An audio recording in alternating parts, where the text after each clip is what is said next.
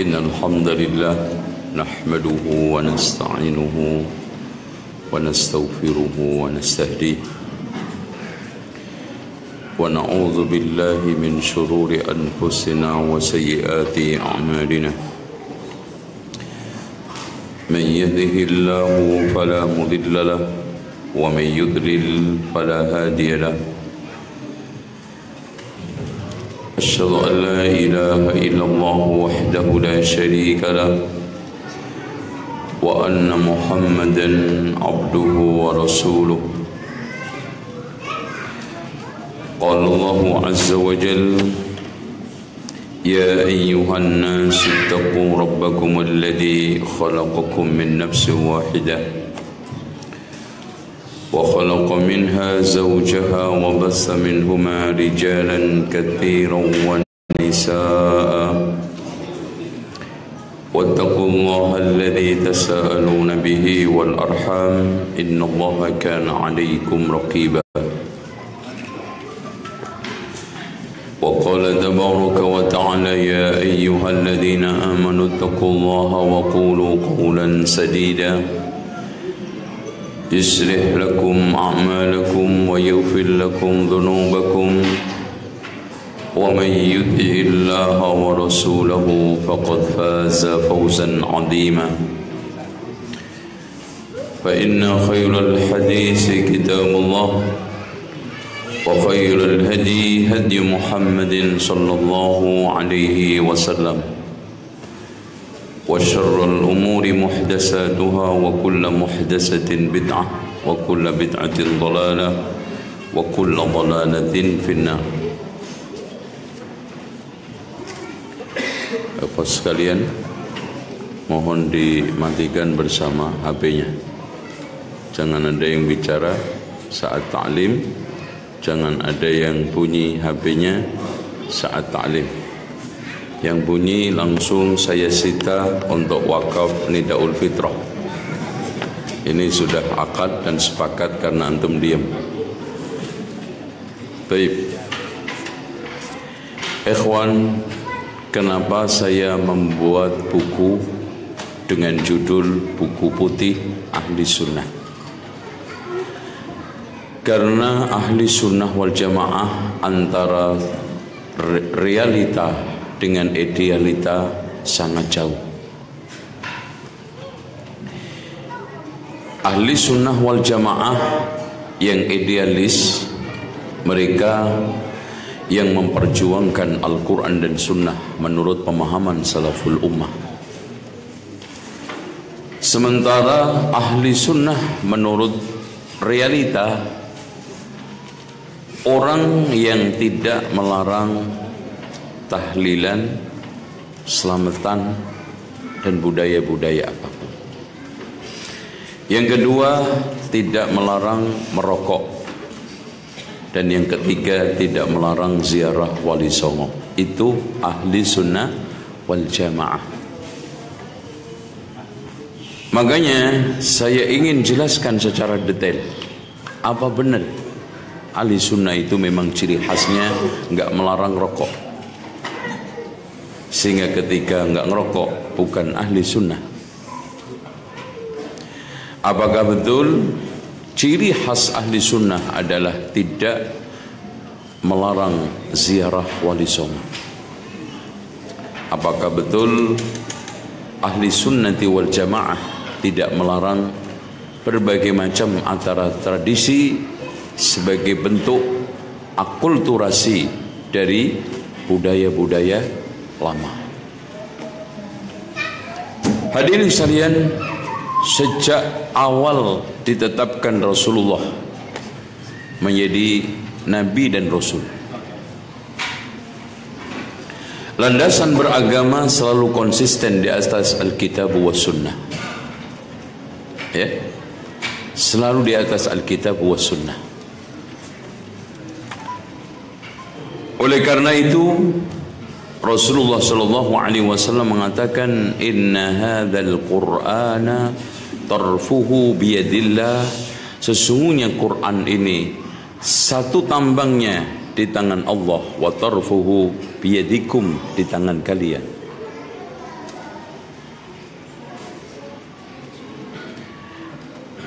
Dan Rasulullah wanti-wanti sejak awal, jangan sampai kita itu keluar daripada Alkitab was Sunnah. Kenapa? Karena taraktu fikum amrayni in tamassaktum bihima lan tadillu ba'di, kitabullah wa sunnati. Dalam lafaz Muslim, wa antum mas'uluna anni. Rasulullah mengatakan, sungguh aku telah tinggalkan kalian di atas ajaran sungguh telah aku tinggalkan dua perkara, jika kalian berpegang teguh dengan dua perkara itu tidak akan lan itu memberikan faedah, tidak akan tersesat. Kitabullah wa sunnati, di dalam lafaz Muslim, wa antum mas'uluna anni, kamu akan semuanya dimintai pertanggungjawaban tentang aku. Maksudnya tentang kalian bersikap kepada Rasulullah, sunnahnya dan agamanya setelah meninggal dunia.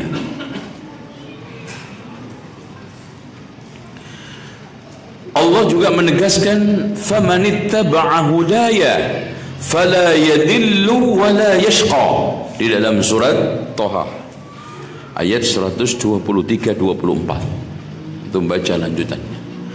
Famanittaba'a hudaya, barang siapa yang mengikuti petunjukku, fala yadil, tidak akan tersesat, wala yashqa, enggak akan celaka.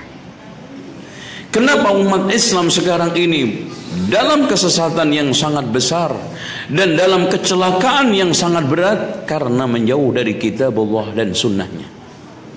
Karena Rasulullah sudah janji, ju'ilas sagharu wadhillatu ala man khalafa amri, Allah jadikan kehinaan dan kekerdilan bagi orang yang menyelisihi perkaraku, dan perkaranya Rasulullah adalah din. Makanya beliau mengatakan, idza tabaya'tum bil 'inah, jika kalian berjual beli dengan 'inah, wa akhadtum bi adnabil baqar, dan kalian sibuk dengan ternak sapi. Kenapa sapi yang dipilih? Karena gede, menggiurkan, sekali jual 15 juta. Beda dengan ayam, beda dengan bebek. Wastaghaltum bi syar'i, kalian sibuk dengan cocok tanam. Wa taraktumul jihad, kau tinggalkan jihad. Illa sallallahu alaikum dhulla, Allah pasti akan kuasakan kepada kalian kehinaan. La yanzi'uhu, enggak akan dicabut, hatta tarji'u ila dinikum, sampai kalian kembali kepada agama kalian. Kembali dengan apa? Dengan dua dasar. Yang satunya dasar statis, yaitu Al-Quran dan Sunnah, gak bisa diotak-atik lagi. Dan dua dasar dinamis, ijtihadnya para ulama. Makanya Islam itu gak pernah kalah update-nya. Cuma masalahnya kita itu mau mengupdate kajian. Ini orang lucu, subhat update terus, fatwa-fatwa madrasah YouTubiah terus keluar. Antum ngajinya malas, kolek. Makanya Syekh Muhammad Ibn Shalih Al-Utsaimin menegaskan, kenapa kita harus terus mencari ilmu? Karena pertama, manusia itu suka lupa. Keduanya, subhat itu update terus. Antum gak ngupdate 5 bulan aja sudah Masya Allah numpuk, apalagi 5 tahun. Nah, yang ketiga, banyak fatwa yang liar, apalagi di Indonesia. Siapa aja boleh fatwa, siapa aja, nggak ahli ilmu. Jangankan nunggu ulama, majelis ulama. Subhanallah, orang kampung yang nggak pernah ngaji itu bolak-balik fatwa sambil kipas-kipas bakar jagung. Mas, tuh kelompok sesat itu kan ngeluarin fatwa itu. Iya, hati-hati ku masjid Nidaul Fitrah itu sesat. Ya Allah, awam, nggak pernah ngaji, nggak pernah ke masjid, dikandani ngeyel. Dan kalau seandainya kita kasih tahu, itu bantahnya lebih saklek. Ya, Mas, ini nggak ada di zaman Rasulullah. Muka lu juga nggak ada zaman Rasul. Ngapain dikit-dikit gak ada zaman Rasul bid'ah? Muka lu juga bid'ah dong. Sama. Nah, hadirin sekalian, Rasulullah SAW telah menegaskan taraktukum 'alal mislil bayda. Telah aku tinggalkan ajaran yang putih bersih. Lailuha kanahariha, malamnya seperti siangnya. La yazighu ba'da an la yazighu Masya Allah. Taraktukum 'alal mislil bayda lailuha kanahariha la yazighu anha ba'di illa halikun. Aku telah tinggalkan kalian di atas ajaran yang putih bersih, malamnya seperti siangnya. Tidaklah ada orang yang menyelisihinya, pasti hancur. Hancur, halik. Itu maknanya bukan hanya sekedar ludes, rusak, tapi hancur, halik. Ya. Seperti kullu syai'in halikun illa wajhah. Halik itu hancur, hilang. Dengan demikian kita harus ikhlas, ridha, menerima sumber kebenaran cuma dua, Al-Quran dan Sunnah. Udah nggak ada lagi. Inilah yang dimaksudkan ajaran putih bersih. Di atas itulah orang-orang baik yang dikatakan oleh Rasulullah, khairun nasi qarni summal ladina yalunahum summal ladina yalunahum. Membuat ijma', kesepakatan agama. Makanya nggak mungkin apa yang disepakatin oleh khairun nas itu menyelisih Alkitab wa Sunnah. Makanya Abdullah ibnu Mas'ud mengatakan, ma ra'ahul muslimuna hasanan fahuwa indallahi hasanun, wa ma ra'ahul muslimuna qabihan wa huwa indallahi qabihun. Apa-apa yang di dalam pandangan muslimun, dan di sini muslimun bukan muslim Sidoarjo. Rusak Pak. Karena muslim di Sidoarjo, maaf, teko saja di sate. Apa-apa yang dipandang orang-orang muslim baik, maka di sisi Allah baik adalah sahabat. Apa-apa yang sekarang ini dipandang oleh muslim buruk, maka di sisi Allah buruk. Maksudnya adalah apa yang dikatakan Ibnu Mas'ud sebelumnya, yaitu sahabat.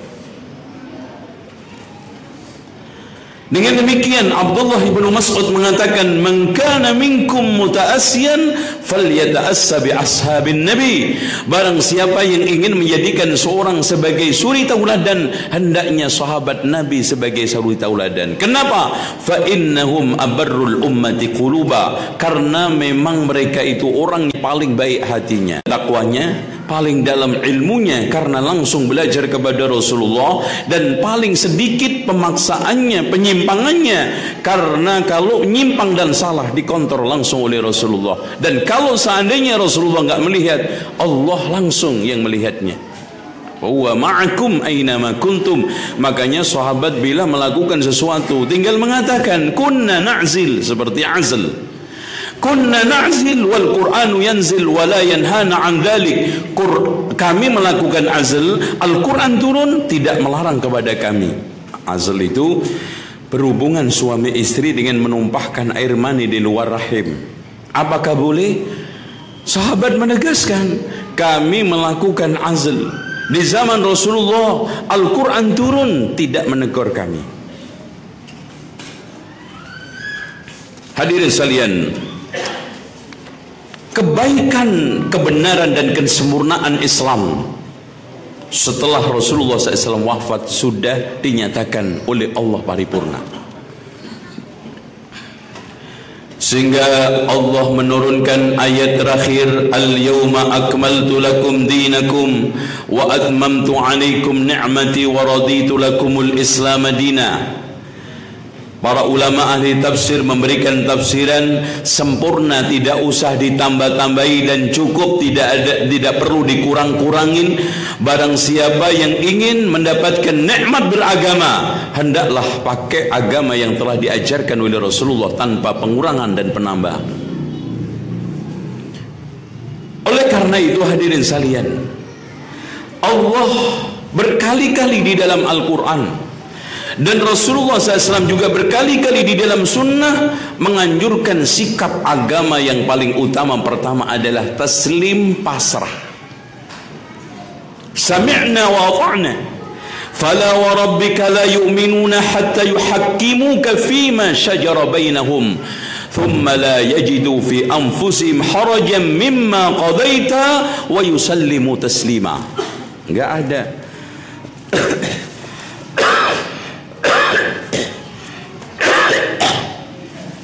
di dalam sikap beragama itu ngeyel.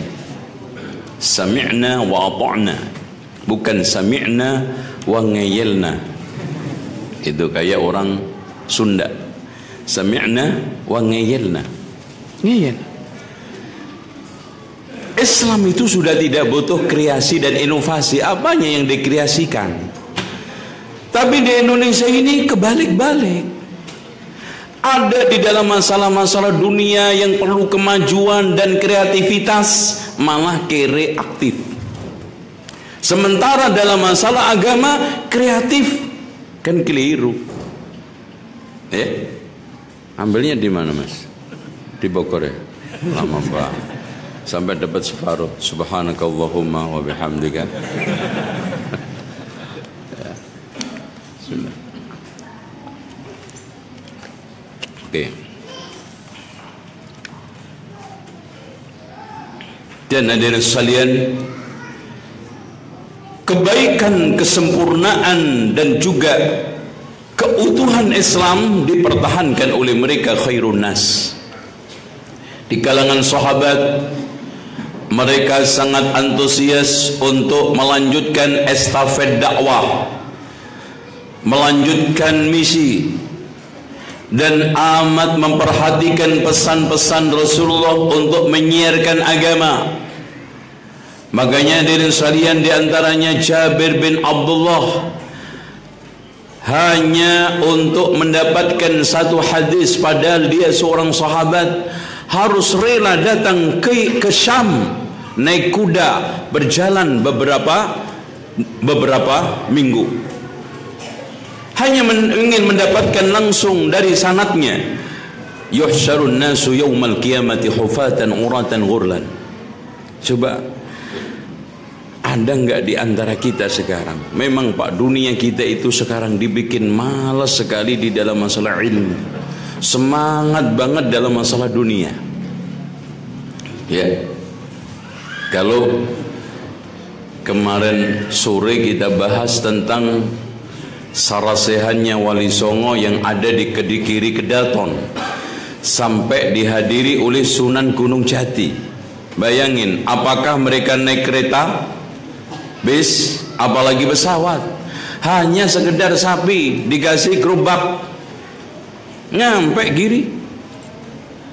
Kita alhamdulillah sekarang ada pesawat, ada kereta, ada seluruh. Tapi memang itulah manusia akhir zaman, lemah dalam masalah agama, kuat di dalam masalah dunia.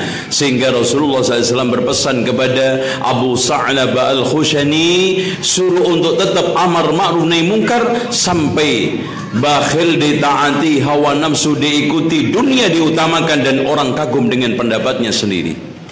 Seperti itu.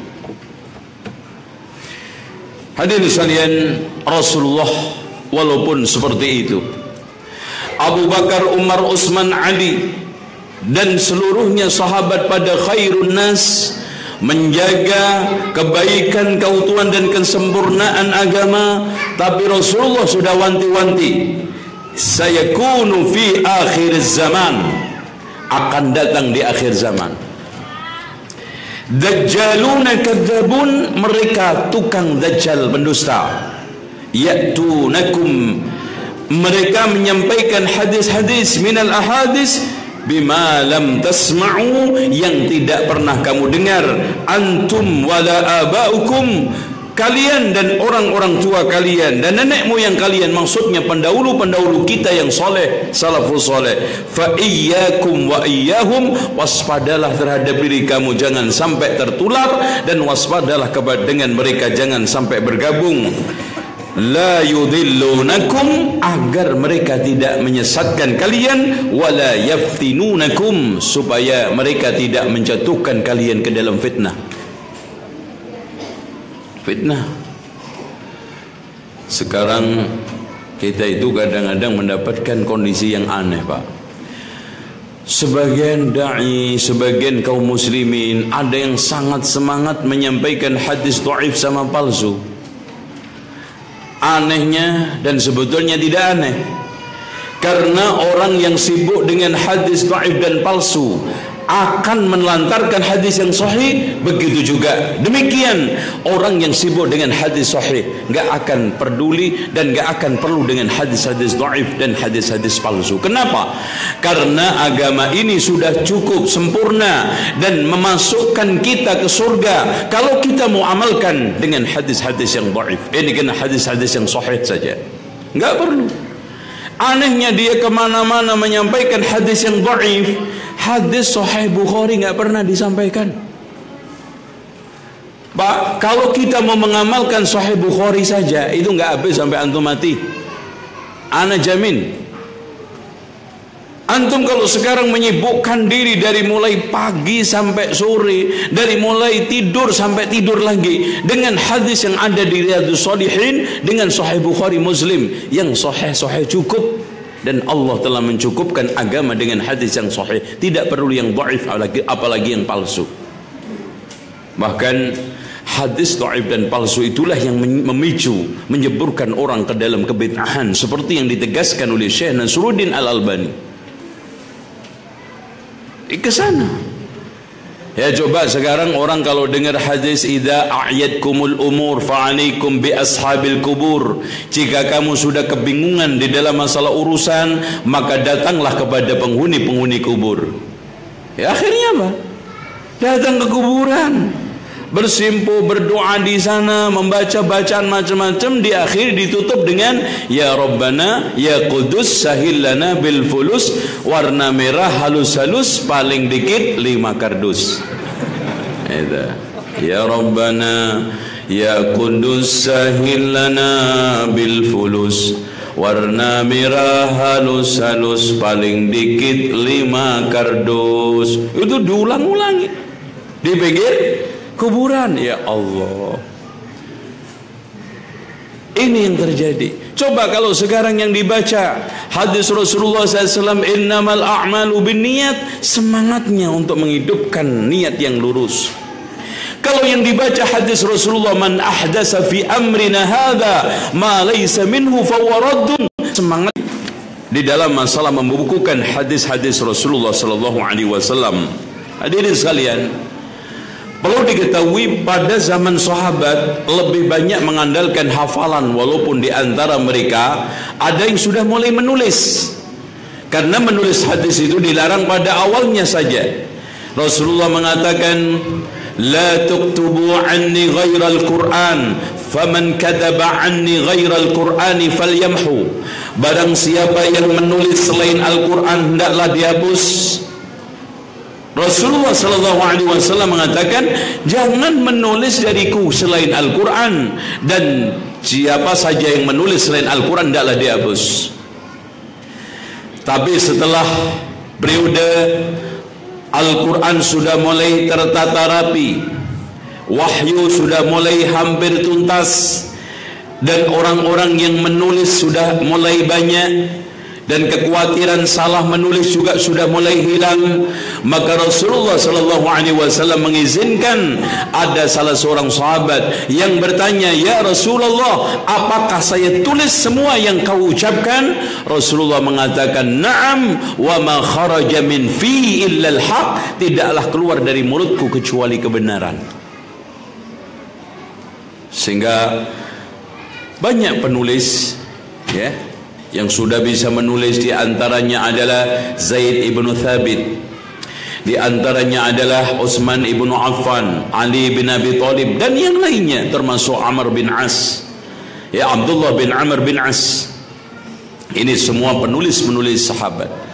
Walaupun begitu, mereka masih lebih banyak mengandalkan hafalan daripada tulisan. Kenapa?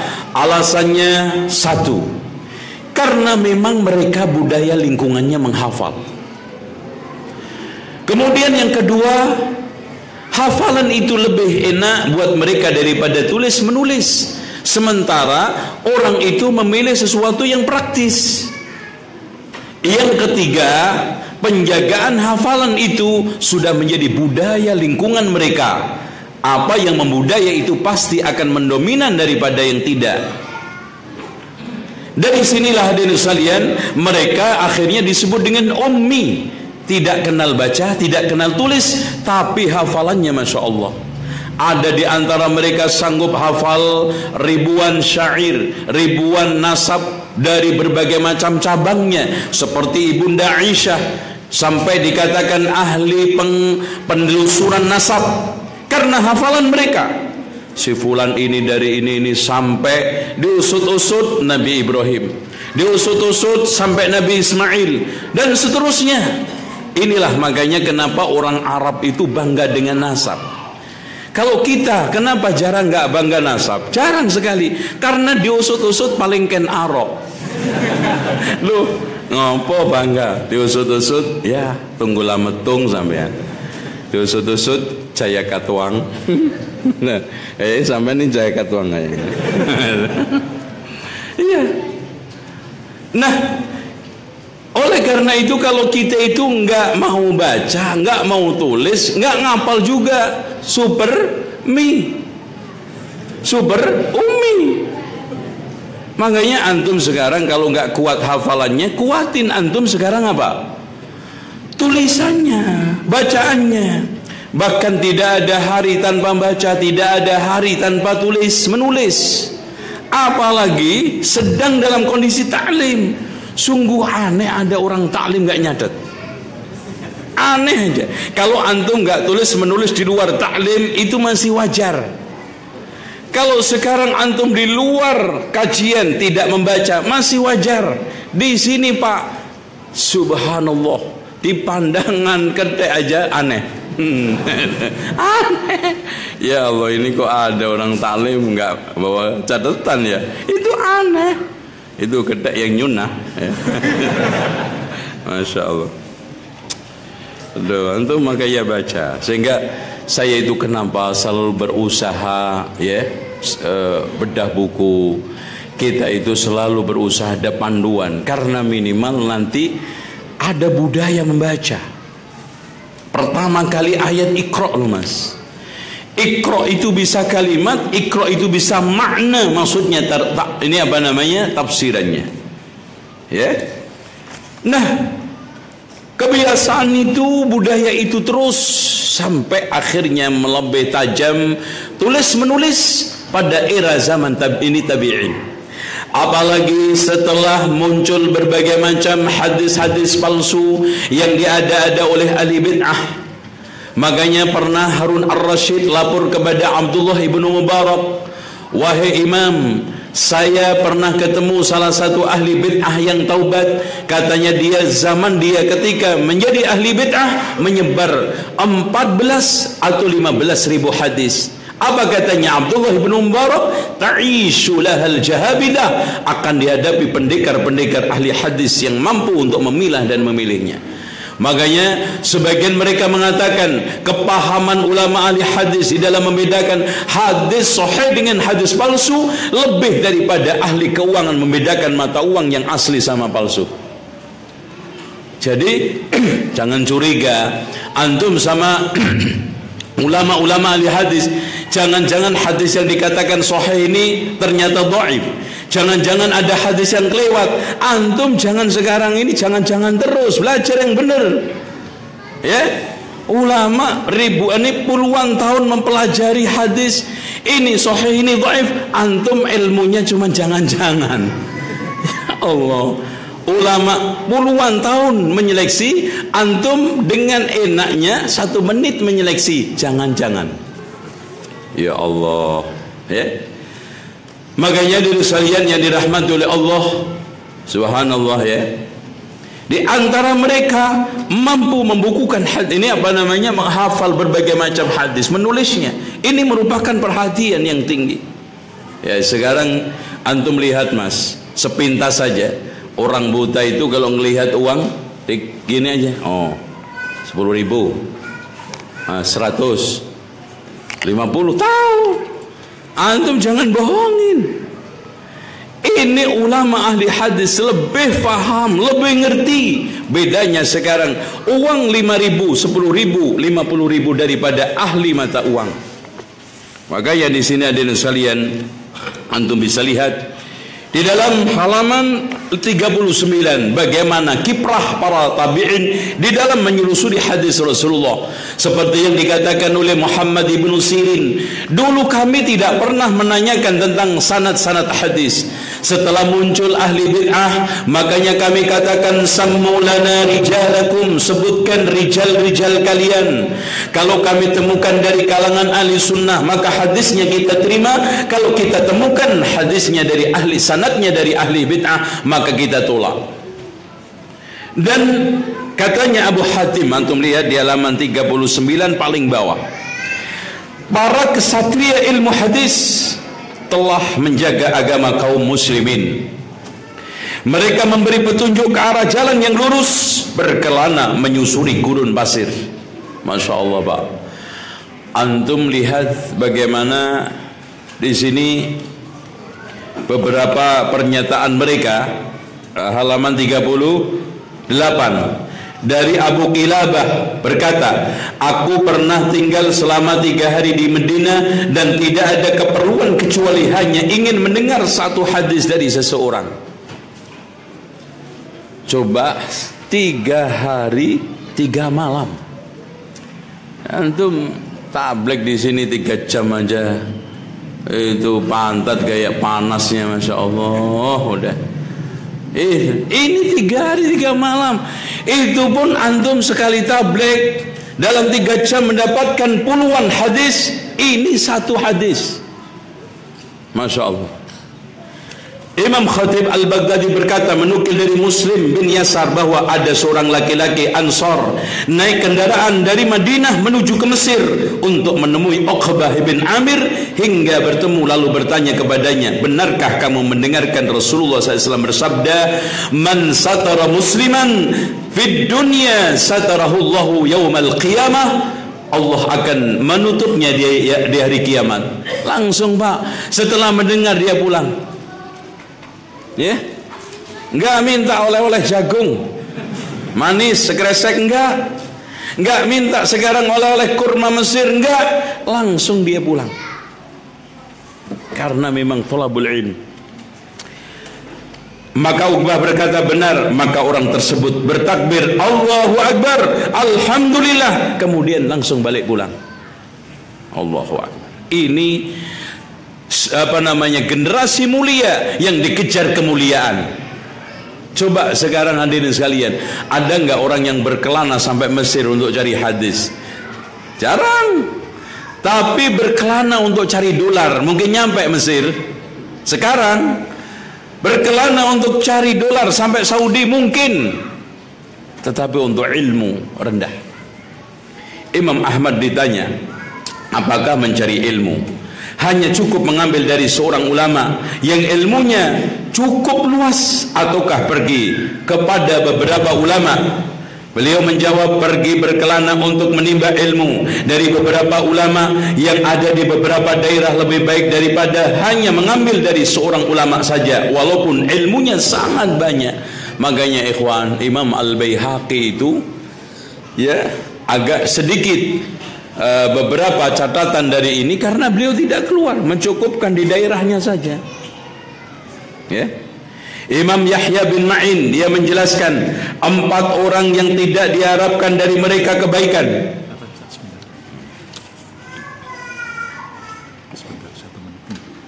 Ya, ya, silakan.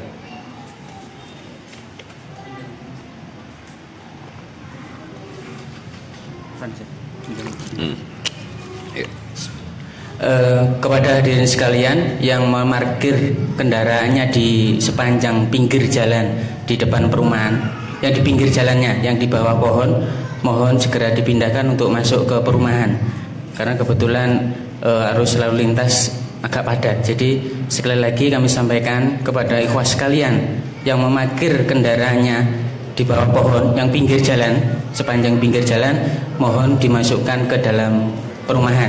Soalnya nanti ada petugas yang mengarahkan. Afan, demikian yang bisa kami sampaikan. Baik, syukran. Katanya beliau Yahya bin Ma'in, 4 orang yang tidak diharapkan dari mereka kebaikan: penjaga lorong jalan, memanggil hakim, putra ahli hadis, dan orang yang menulis hadis dari negerinya dan tidak mau mengembara untuk mencari hadis. Jadi Yahya bin Ma'in mencibirkan, jadi orang-orang yang hanya mengandalkan hadis dari daerahnya, tidak untuk berkelana, ya. Dilanjut ucapan Abu Hatim, menapaki lembah dan bukit.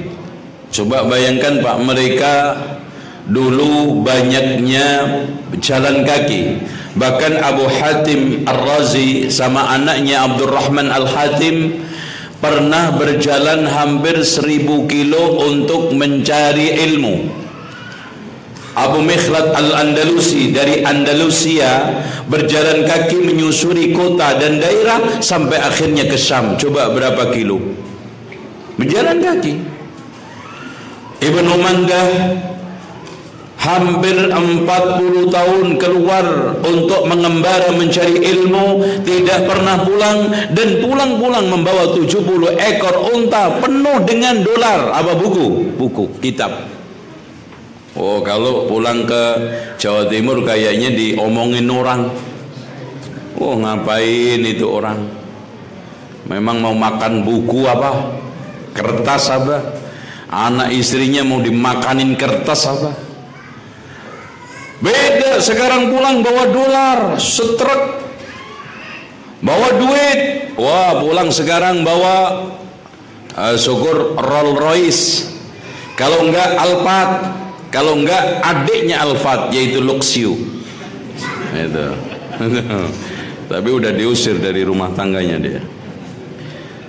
Rela menjauhi berbagai macam kesenangan dunia, ya Allah. Sampai pernah Abdurrahman Hatim itu ngadu sama bapaknya, Pak, kita capek jalan, apakah sekarang langsung diberi silakan? Iya, saya enggak. Langsung tangan kanan kirinya suruh megang batu berjalan. Ya, disuruh jalan, ayo jalan. Cengeng banget. Masya Allah, itu Pak. Ya, jarang mereka sekarang ini menikmati kasur empuk, menikmati makanan-makanan yang ini lezat dalam rangka untuk mengejar hadis Rasulullah. Coba bayangkan Imam An-Nawawi makan 1 hari cuman sekali, itu pun roti kering supaya bisa halus masuk ke dalam perut, dicelupin ke air. Ada yang seperti itu. Taklim 1 hari 14 kali, mengajar dan belajar 14 kali. Makanya dia sampai tidak menikah. Ketika ditanya, wahai Abu Zakaria, kenapa kamu gak menikah? Perempuan mana yang mau sama saya? Makan cuma roti sekali tok. Hah? Mana ada? Tanyain sebelah tuh. Enggak ada duit sehari aja. Mujair keluar. Itu. Makanya ada ciri khas perempuan yang tidak banyak di laki-laki. Perempuan itu rela kehilangan siapa untuk mendapatkan apa, dan laki-laki rela kehilangan apa untuk mendapatkan siapa. Paham nggak antum? Omongan yang tinggi banget ini. Itu.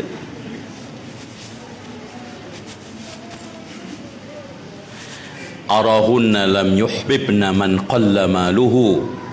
Aku lihat, kata sang penyair, mereka itu nggak banyak yang suka sama laki-laki yang nggak berduit. Arahunna lam yuhbibna man qalla maluhu. Ya, itu. Kita lanjut. Tidak betah tinggal di rumah dan tidak ingin terus bersantai di daerah. Malu jadi pendekar kampung. petentang-petenteng cuman di Sidoarjo. Keluar ke Mekah, Madinah, baru nanti rasanya menjadi orang merantau. Ternyata bukan saya sekarang yang pendekar, masih ada di atas saya. Ternyata di sana banyak yang hafal hadis daripada saya, hafal Al-Quran. Makanya di antaranya faedah merantau seperti yang dikatakan oleh Imam Asy-Syafi'i, tagharrab anil awtani fi talabil ula fasafir fafil asfari khamsu fawaida. Di mana nih ya? Di sini. Jadi berkelanalah dan kalian safarlah, karena di safar itu ada 5 faedah. Di antaranya adalah ilmun wa adabun wa suhbatu majidin. Kita mendapatkan ilmu, kita mendapatkan berbagai macam kelebihan ya dari safar kita ya. Ini faedah di dalam mencari ilmu ya. Baik, kita lanjutkan dulu ucapan Abu Hatim. Mana tadi?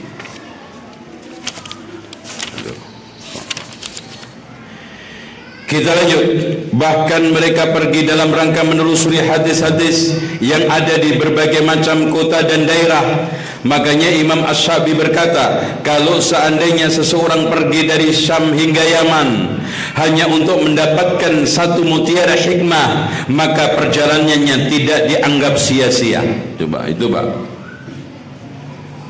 Bahkan Sa'id bin Musayyib berkata, pernah aku menempuh perjalanan beberapa hari siang dan malam hanya untuk mendapatkan untuk mencari satu hadis. Ini bisa antum lihat di dalam halaman 37. Kita lanjutkan. Menghimpun sunnah Nabi penuh dengan pengorbanan, dan mereka menempuh perjalanan sangat jauh, jaraknya cukup panjang hanya ingin mendapatkan satu hadis. Imam Bukhari dari Bukhara dilanjutkan ke Khurasan, kemudian ke Irak, kemudian dilanjutkan sampai ke Mekah, ke Madinah. Semuanya ini hadirin sekalian, kadang-kadang dalam satu perjalanan itu dapat satu hadis yang kadang-kadang hadis itu ternyata sanadnya dhaif, tapi tidak pernah menganggapnya itu sia-sia. Kenapa? Karena pahamnya mereka akan pentingnya sunnah, pentingnya ilmu.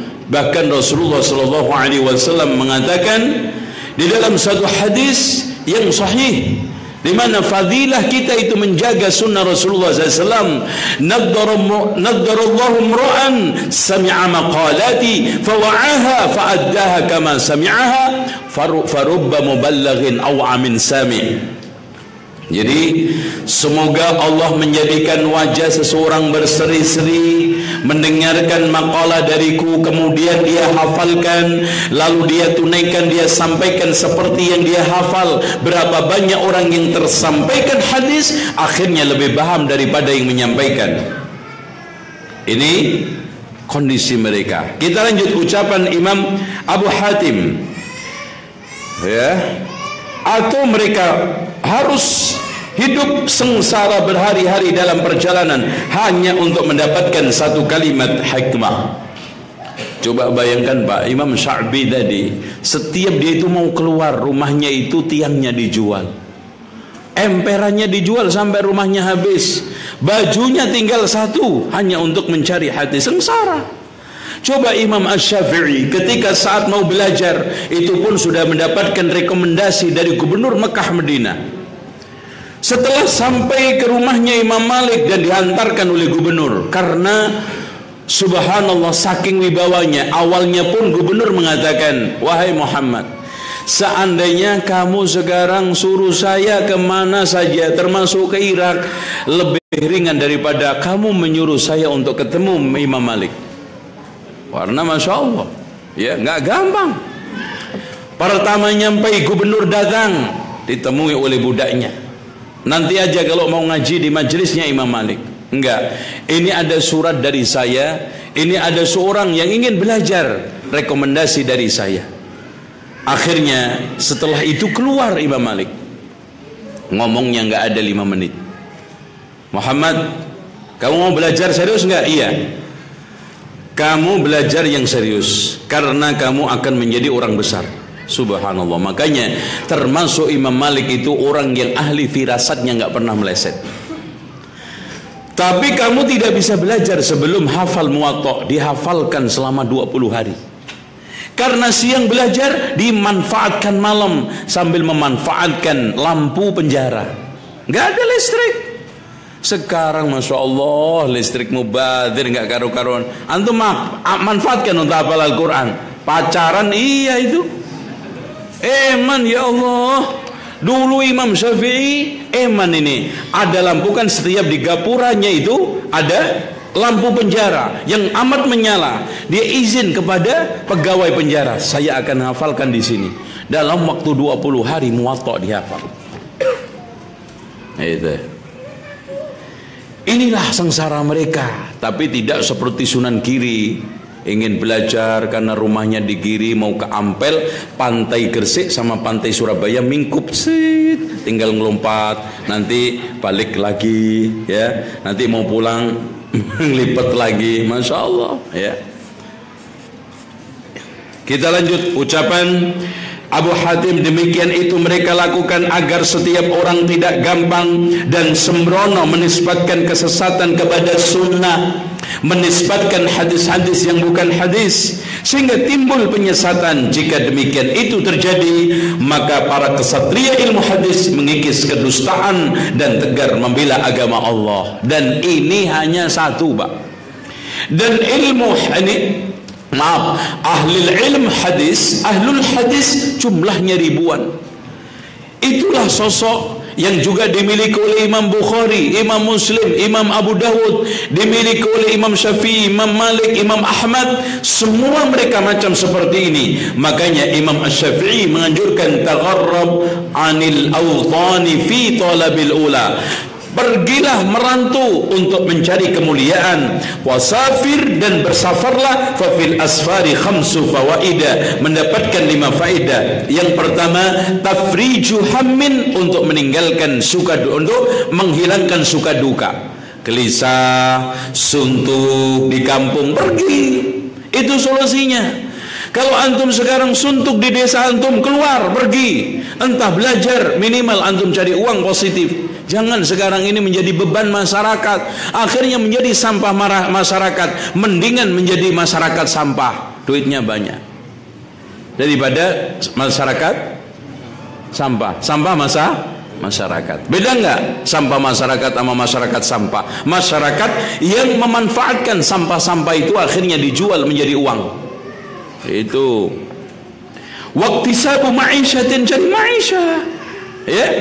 Kita sekarang ini keluar, kalau memang tidak tafriju hammin waqtisabu ma'isyatin, di luar sana banyak peluang-peluang ekonomi.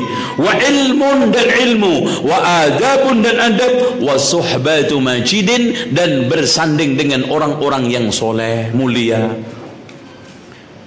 Nggak mungkin saya kalau nggak merantau sampai Riyadh ketemu Syekh bin Baz. Kapan? Ketemu Syekh bin Baz di Wonogiri? Nggak mungkin. Masya Allah, alhamdulillah mas, sana di Wonogiri ketemu Syekh bin Baz. Mas, alhamdulillah ke Pekalongan saya ketemu Syekh Utsaimin. Nggak bisa keluar. Makanya di sini kata Imam Al-Khatib Al-Baghdadi, faedah di dalam berkelana mencari ilmu minimal ada tujuan utama 2. Yang pertama dalam rangka mencari sanad yang tinggi dan mendengar riwayat langsung dari perawi utama. Langsung mendengar dari Imam Malik, langsung mendengar dari Imam Asy-Syafi'i, bukan katanya sampai ada 3-4 pintu. Enggak. Yang kedua, bertemu dengan para penghafal hadis untuk muzakarah dan menimba berbagai macam faedah dari mereka. Langsung kita uji hafalan kita di depan Imam Bukhari. Oh, Masya Allah. Ya. Sekarang antum teman-temannya hafal Qul a'udzu birabbin nas sama Qul wallah, hafal juz 30 dapat tentang-petenteng. Jadi imam gue. Coba antum sekarang bersahabat, berteman dengan ulama-ulama yang hafal 30 juz, yang hafal 20 juz, antum hafal 15, 10, masih malu, minder. Makanya suhbatu majidin. Ikhwan, berteman dengan orang-orang soleh, para ulama itu tidak ada jeleknya. Dan nggak ada faedahnya. Coba bayangkan, anjing itu apa sih? Makhluk apa sih? Berteman dengan Ashabul Kahfi menjadi mulia.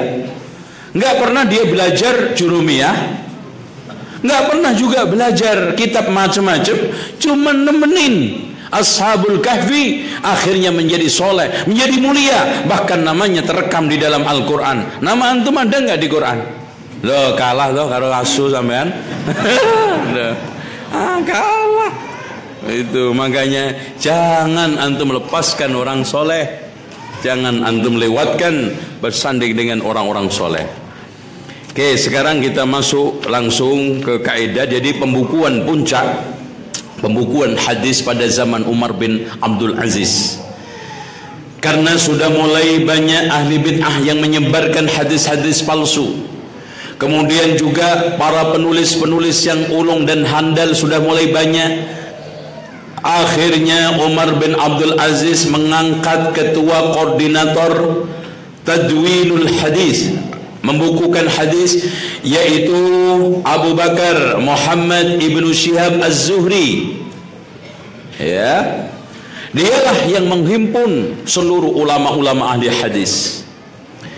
Disitulah akhirnya sudah mulai bermunculan kitab-kitab Sunan Jami'. Akhirnya ada Al-Jami'us Sahih karya Imam Al-Bukhari. Akhirnya ada Sahih Muslim, Al-Jami' Sahih Muslim juga. Akhirnya ada Sunan Abi Dawud, Tirmidzi, Nasai, dan banyak ulama-ulama yang mengeluarkan karya-karya hebat. Akhirnya menjadi panduan. Di antara mereka ada yang membukukan model musnad. Yang penting hadis itu dibukukan dengan urutan-urutan keseniorannya sahabat. Nggak peduli hadis ini temanya apa. Makanya kadang-kadang hadis junub nyampur hadis jihad. Yang penting urutnya sanad tersebut sahabat. Ada yang membukukan dengan model sunan, yaitu apa? Bukan sunan kiri ya. Sunan itu model pembukuan mereka yang diurutkan sesuai dengan disiplin ilmu. Biasanya kitabul ilmi, atau biasanya diawali dengan toharoh langsung, kemudian setelah itu janabah, kemudian setelah itu wudhu, janabah, mandi, ya, sampai akhirnya sholat. Setelah sholat basmah, zakat, puasa, haji, sampai akhirnya nikah, jihad. Itu namanya sunan.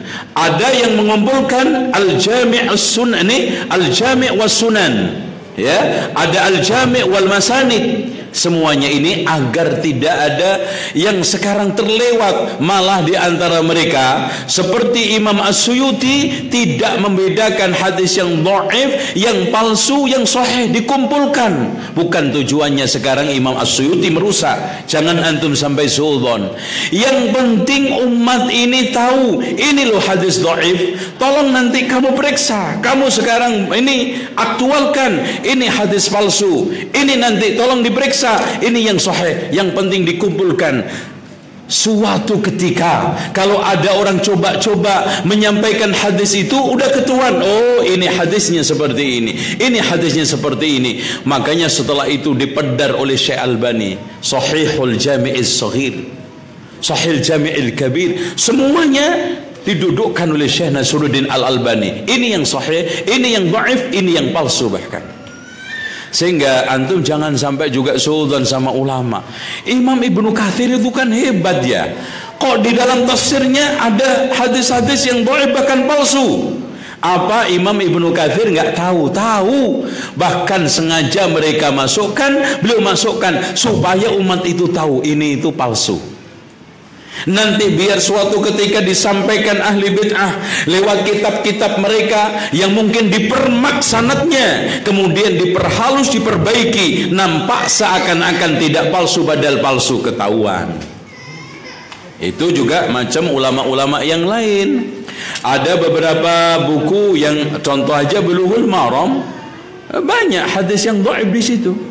Imma dihadirkan oleh Imam Al-Hafidh Ibnu Hajar untuk menguatkan hadis-hadis yang sahih, akhirnya juga menjadi syahid, nggak ada masalah lagi, atau umat supaya tahu bahwa itu dhaif. Itu yang dilakukan oleh para ulama. Kenapa mereka itu menurunkan hadis-hadis yang dhaif atau yang palsu.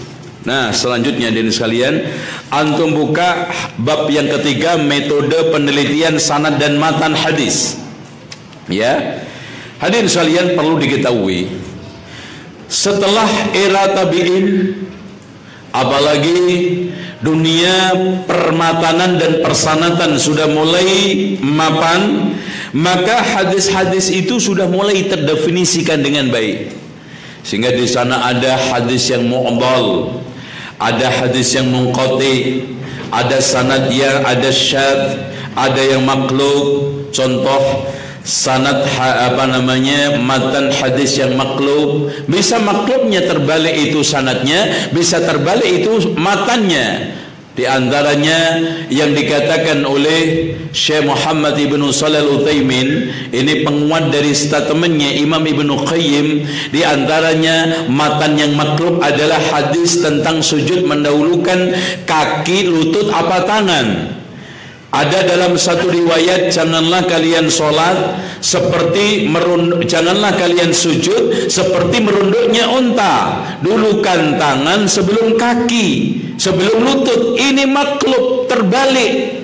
Yang benar, dulukan lutut sebelum tangan. Dan ini iramatik, namanya jatuh. Benda yang jatuh itu yang nempel pertama kali bumi, yang paling dekat dengan bumi, apa yang jauh dari bumi? Mas, kalau ada barang jatuh, yang paling pertama kali nempel di bumi mana? Yang paling dekat di bumi. Yang paling dekat apa? Setelah kaki, lutut. Setelah lutut apa? Tangan. Setelah tangan apa? Jidat. Coba antum duluin kepala antum, sujud, penjut, itulah Allah, wah kan gitu, tong. Iramatiknya itu dari bawah, des, gitu. Bangkit juga begitu kan? Ketika bangkit, kita angkat dari atas dulu, kepala, tangan, lutut, sudah. Jadi itu sangat tertib. Sementara sholat itu harus tertib. Nah, sekarang mengenal sedikit kaidah persanatan. Bagaimana ulama-ulama itu menetapkan dasar pensahihan hadis dan pendhaifan hadis. Di sini ada kurang lebih 5 kaidah ulama itu menetapkan. Kalau sesuai perawinya hadisnya sahih, kalau tidak maka dhaif. Yang pertama kali adalah Islam. Maka dari sekalian tidak akan diterima hadis dari orang kafir, termasuk nanti fasik dan ahli bid'ah, nanti sendiri ya. Intinya orang kafir tidak berhak, tidak ahli, tidak boleh riwayatnya diterima dalam masalah periwayatan hadis Nabi, karena itu kaitannya dengan agama. Tapi kalau sejarah, tolong diperhatikan, kalau sejarah kita boleh meriwayatkan dari sanad orang-orang kafir. Kenapa alasannya? Pertama, sejarah itu kaitannya kisah. Yang kedua, para ulama-ulama melakukan. Antum sekarang baca dalam kitab sejarahnya Imam At-Tabari, ya, At-Tarikhul Muluki wal Umam. Antum baca sekarang kitab sejarahnya Imam Ibnu Katsir Al-Bidayah wan Nihayah, dan juga yang lainnya, penuh dengan riwayat pengambilan dari ahlul kitab, sementara mereka adalah orang-orang kafir. Ya. Oleh karena itu hadirin sekalian yang dirahmati oleh Allah, beda sejarah. Makanya mungkin ada yang bertanya-tanya, kenapa di dalam buku Ustadz Fakta Baru Wali Songo banyak menukil dari sarjana barat, dari ini, dari itu. Pertama Pak, belum ada sampai hari ini saya temukan sarjana Arab itu ngurusin Wali Songo. Itu yang saya nggak temukan, ya. Yang sekarang mengupas rata-rata itu mereka siapa? Mereka-mereka yang sekarang ini dari sarjana Belanda, ya, Perancis, ya, itu aja. Ada Portugis, Tom Raffles, itu pun kafir juga. Katolik, memiliki buku yang namanya Soma Oriental. Bahkan ini menjadi buku paling primer karena tulisan asli pelaku sejarah. Contoh lagi untuk mengenali buku sejarah kaitannya sebelum Islam di Indonesia, ada Negara Kertagama karangan Pu Prapanca, ini juga kafir. Kita mau nggak mau, karena masalah sejarah ini penelusuran data, arkeologi, sehingga kebenarannya hanya cukup kebenaran sejarah. Kalau ini kebenaran agama, hanya harus Islam. Yang kedua, nah ini gini, kalau seandainya dia kafir kemudian masuk Islam, boleh mengisahkan apa yang dia dapat pada masa kafirnya dia, kemudian setelah masuk Islam diceritakan. Contoh Tamim Ad-Dari, saat dia masih Kristen mendapatin satu kondisi yang aneh, di mana dia terdampar di dalam satu pulau, akhirnya menemukan jasa makhluk yang aneh, rambutnya sangat banyak sekali sehingga tidak ketahuan dubur kubulnya. Kemudian dipertemukan seorang yang akhirnya dikatakan oleh Rasulullah itulah Dajjal. Dikisahkan oleh Imam Al-Bukhari, dikisahkan oleh Imam Muslim, lengkap di dalam sahihnya. Nggak apa-apa, karena dia berkisah setelah masuk Islamnya. Nah, yang kedua, mukallaf. Mukallaf itu harus sudah tamyiz, tidak boleh gila. Mukallaf ya, tidak boleh sekarang ini anak kecil. Ini harus. Tapi kalau tamyiz nggak apa-apa, karena di sana ada beberapa sahabat yang meriwayatkan hadis yang dia dapat dari Rasulullah SAW usia tamyiz. Seperti siapa? Abdullah ibnu Abbas. Itu ditinggal Rasulullah, meninggal Pak, umur berapa? Umur 7 tahun. Umur 7-8 tahun. Beliau hanya mengatakan, saya ketika Rasulullah SAW wafat, ketika itu saya sedang dikhitan. Ini juga menunjukkan ada satu khitan yang dilakukan tidak pada hari ke-7, ya, karena anjuran Rasulullah kan pada hari ke-7, karena itu lebih praktis, lebih sehat, dan anak itu kadang-kadang terlambat pertumbuhannya karena belum disunat, karena di sana ada zat-zat yang mengganggu pertumbuhan, makanya kalau disunat langsung bongsor. Nah itu, dan cepat sembuh, karena anak bayi sunat nangis tidur. Kalau sekarang nangis minta duit. Makanya jangan disunat gede. Itu. Nah nanti kalau sudah gede kasih uangnya gitu. Nah hadirin sekalian, ada sudah riwayat apabila seorang menerima hadis pada masa kanak-kanak kemudian disampaikan pada usia dewasa, maka riwayatnya bisa diterima. Maka menerima riwayat semua sahabat yang majhul bukan suatu yang dianggap ganjil. Makanya jahalatus sahabah la tadur. Kejahilan atau kemajhulan sahabat itu tidak membawakan riwayat, beda dengan tabi'in dan setelahnya. Sebab para ulama sepakat menerima riwayat dari para remaja dari kalangan sahabat seperti Ibnu Zubair ketika itu masih kecil, kanak-kanak. Ibnu Abbas saat sholat bersama Rasulullah tahajud, kan di mana berdirinya? Di sini, anak kecil, umur paling 4 tahun, untuk ikut, tapi ya betah. Rasulullah kadang baca surat Al-Baqarah, Ali Imran, Al-Maidah, An-Nisa, betah. Coba antum ngedumel pulang, udah deh, kapok, udah gitu. Baru aja ya lam yakunil aja udah dirasain itu imam. Itu masya Allah, akhirnya diputar Rasulullah. Rasulullah nggak mau membiarkan kesalahan. Karena apa yang dilihat, apa yang dilakukan Rasulullah adalah syariat sunnah, langsung diputar letaknya. Masya Allah. Ibnu Abbas, Anas bin Malik itu Pak, diserahkan ke ibunya umur berapa? Sama, umur kecil. Ibunya sambil nangis-nangis, ya Rasulullah, semua orang pada ngasih kamu, termasuk Abu Ayyub Al-Ansari, memberikan rumah sampai 6 bulan, 7 bulan tinggal di rumah beliau sebelum punya rumah, sebelum masjid dibangun. Itu tinggal di mana? Di rumahnya Abu Ayyub Al-Ansari. Satu keistimewaan, kemuliaan, datang tinggal di rumah seorang sahabat. Makanya sahabat ini paling tua, ya. Datangnya Rasulullah saja itu sudah mulai tua, apalagi sampai Rasulullah SAW akhir hayat.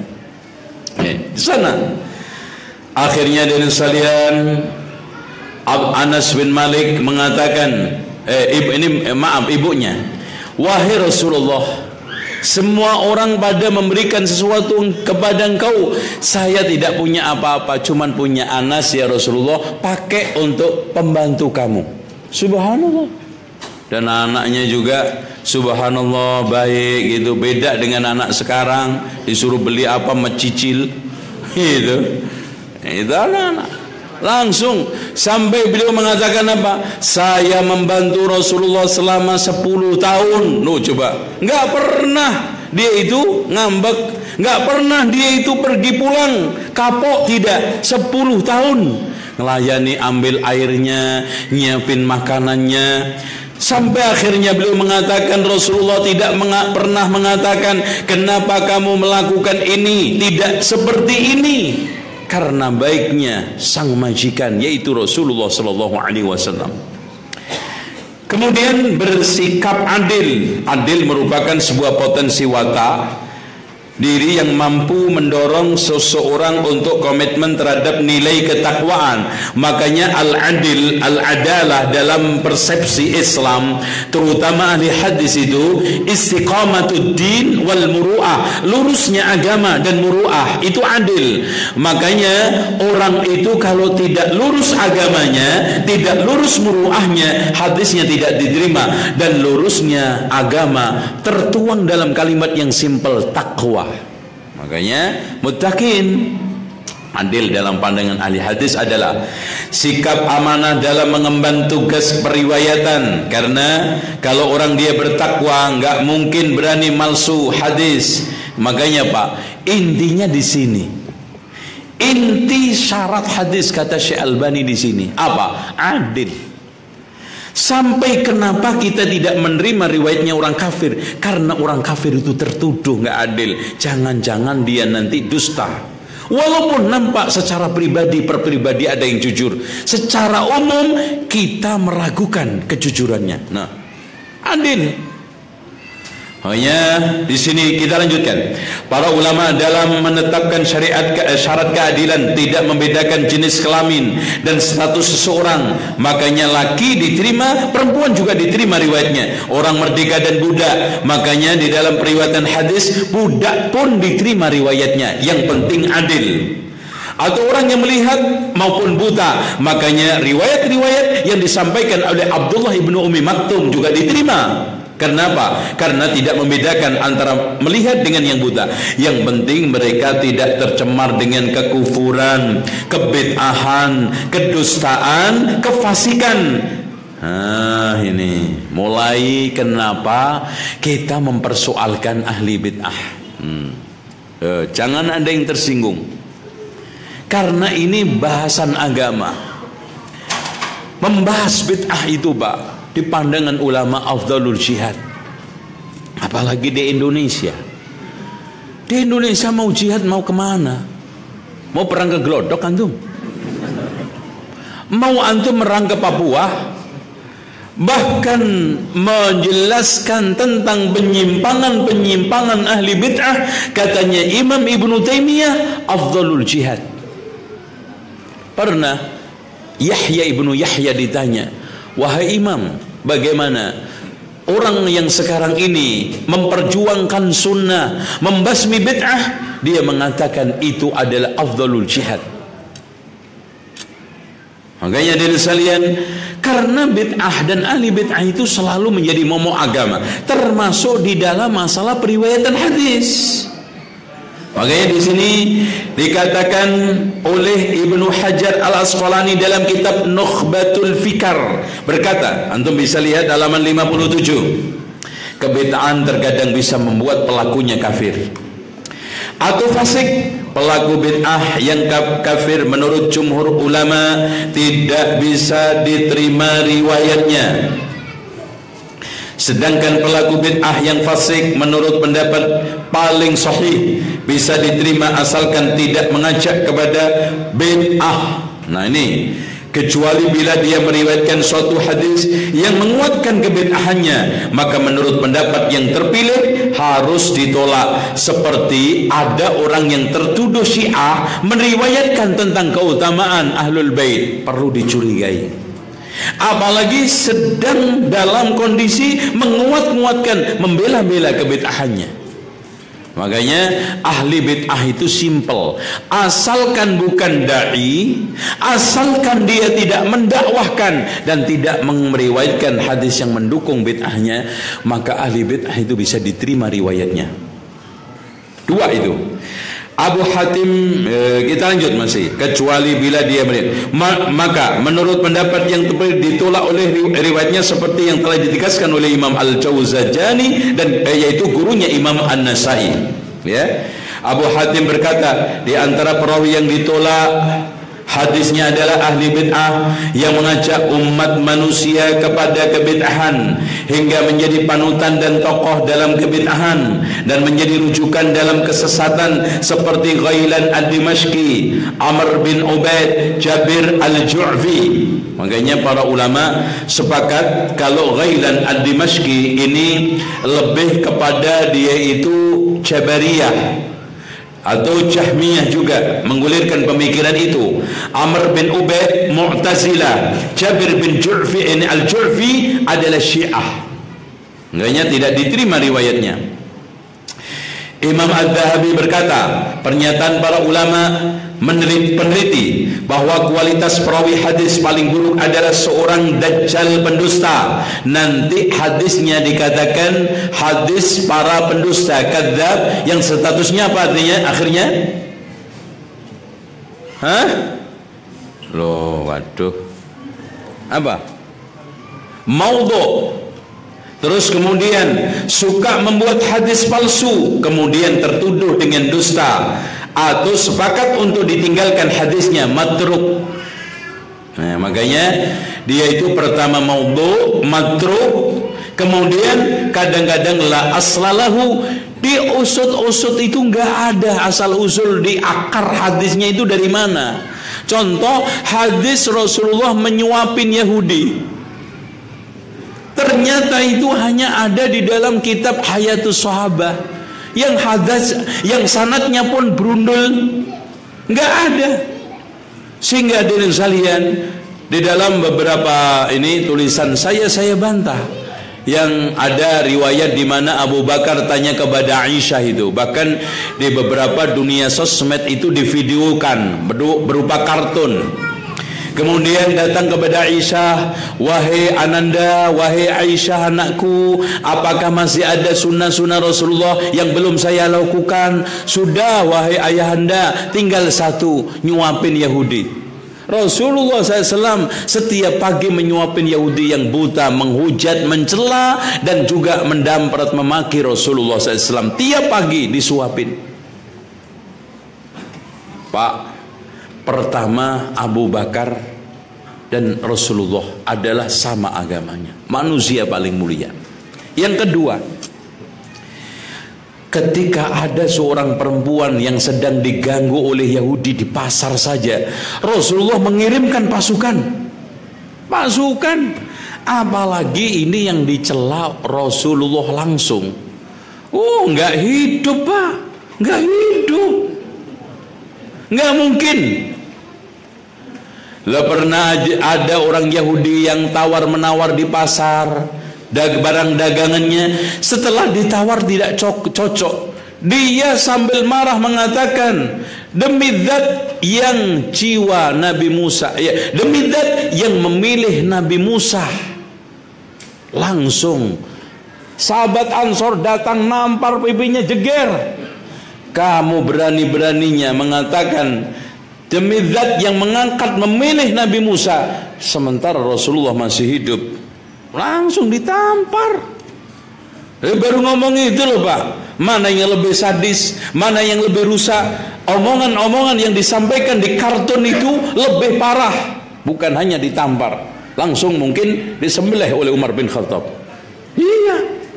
Ya mas sekarang ada orang yang pergi ke Uhud, kaum munafikun ini ke Tabuk, perang Tabuk, di mana dia sambil berkelakar mengatakan, saya tidak menemukan orang yang sekarang paling rakus makannya, paling pengecut ketemu musuh, dan yang selanjutnya apa?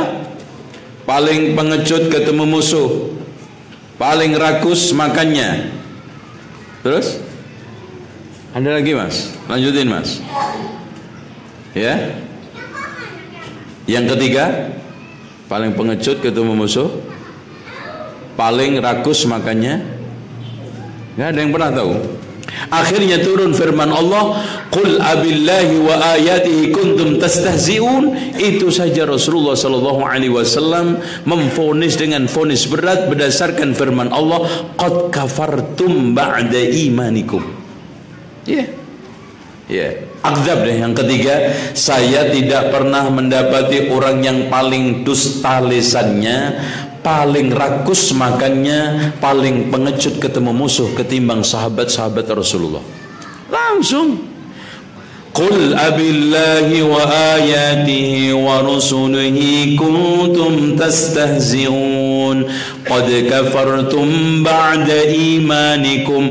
Kamu kafir setelah beriman. Ini malah disuapin. Abu Bakar nyuapin juga. Yang kedua, ini bertentangan dengan realita. Sebelum Rasulullah meninggal, bahkan pada tahun ke-7-8, Yahudi itu sudah bersih, Pak. Dari Medina nggak ada. Apalagi masih ada sampai Rasulullah SAW ini wafat, sampai Abu Bakar. Ya, bahkan dihabisin oleh Rasulullah, ya, sampai di antara mereka diusir sampai perbatasan Syam. Tidak ada tersisa karena pengkhianatan mereka. Bagaimana sekarang kok ada masih berkeliaran orang Yahudi di Medina? Gak mungkin. Dari fakta-fakta ini, maka itulah hadis yang dimaksud la aslalahu. Contoh, ikhtilafu ummati rahmah.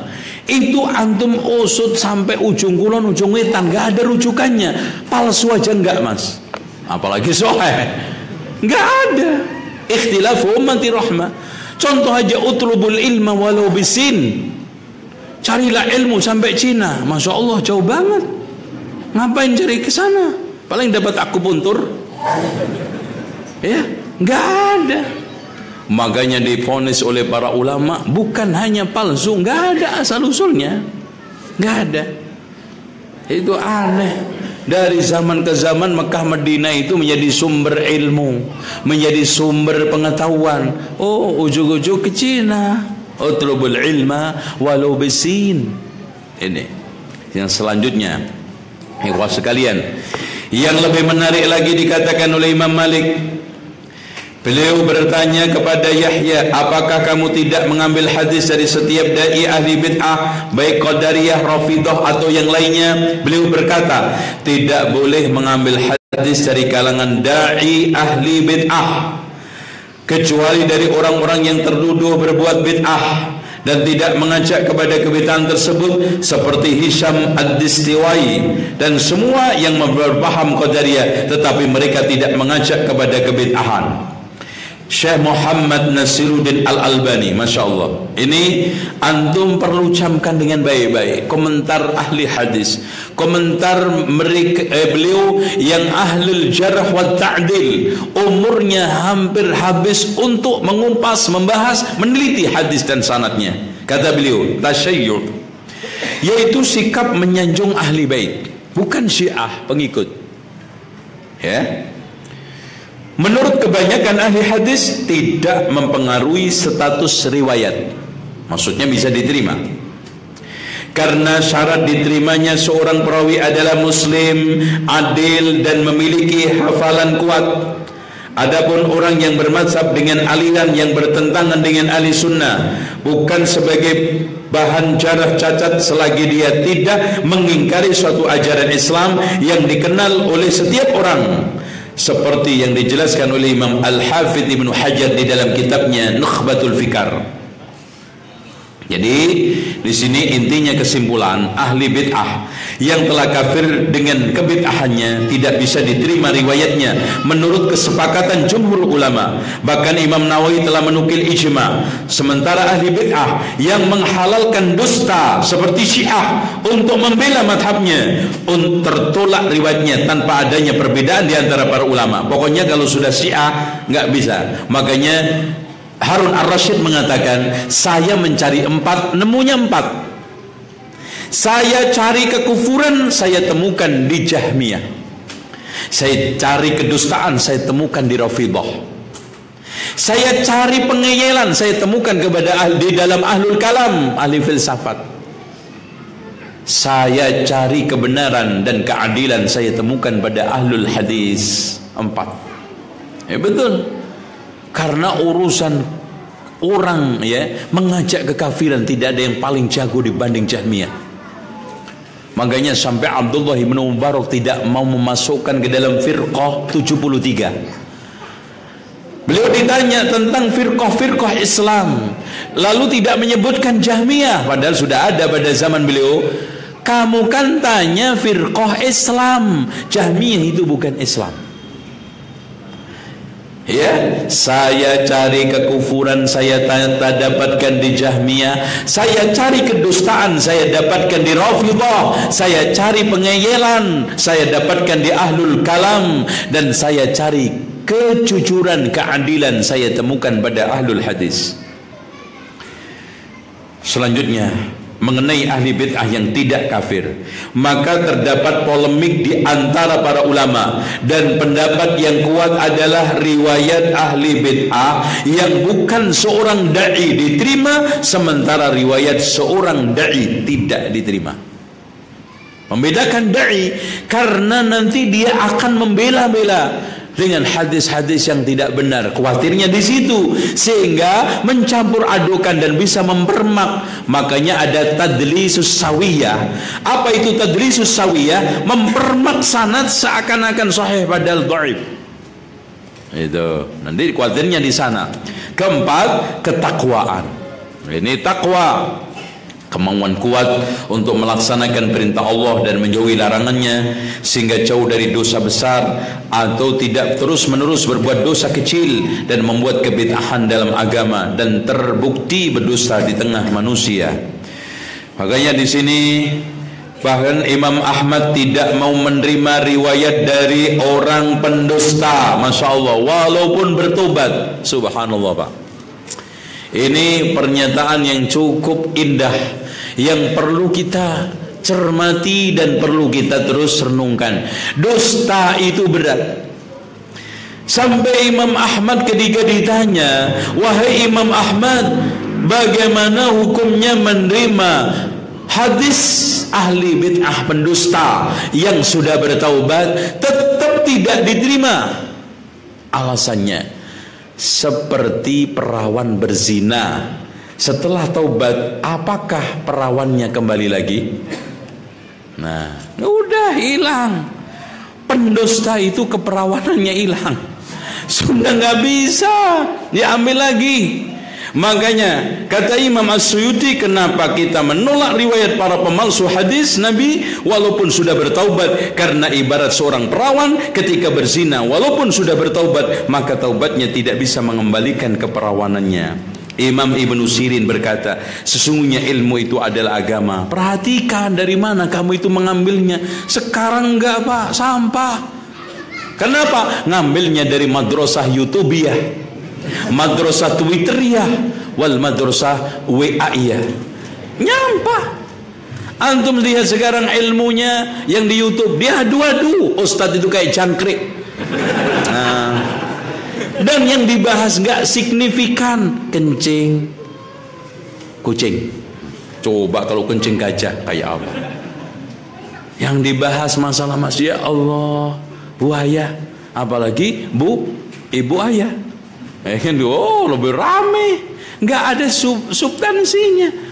Mana pembahasan tauhid yang diutamakan oleh para rasul, para nabi? Mana pembahasan la ilaha illallah, aktualisasi la ilaha illallah? Enggak pernah dibahas oleh para rasul, para nabi.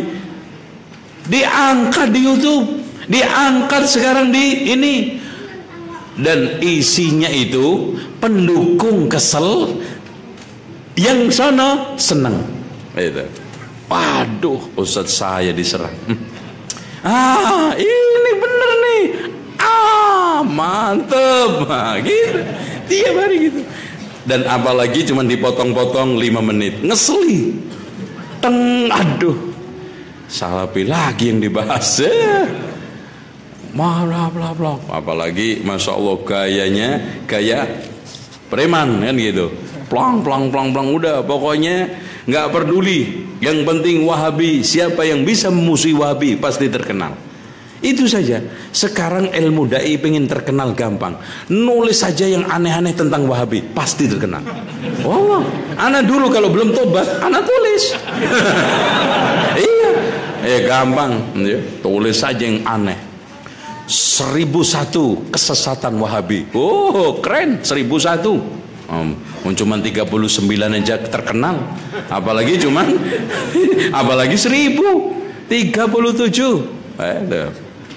Allahu Akbar. Dikatakan oleh Abdullah ibn Aun berkata, jangan kamu mengambil ilmu ini kecuali dari orang yang dikenal di tengah kami pernah mencari ilmu. Coba. Jadi nggak bisa antum sekarang tahu-tahu celeng ada orang ngaji antum ikuti, ngaji antum ikutin. Nggak bisa, Pak. Ulama-ulama dulu mengatakan, di antaranya Abdullah bin Aun, jangan kamu mengambil ilmu ini kecuali dari orang yang dikenal di tengah kami pernah mencari ilmu. Thalabul ilm. Oleh karena itu Imam Ahmad berkata semua orang bisa diambil hadisnya kecuali 3 orang, ahli bid'ah yang mengajak kepada kebid'ahannya, pendusta, dan orang yang tidak paham ilmu hadis. Bahkan Imam Malik bin Anas berkata, janganlah kamu mengambil ilmu dari 4 orang dan ambillah dari selain mereka. Jangan, yang pertama, jangan kamu mengambil ilmu dari orang yang pandir, yang terang-terangan kedunguannya. Yang kedua, pendusta yang telah terbukti pernah berdusta sesama manusia walaupun belum pernah berdusta atas nama Rasulullah.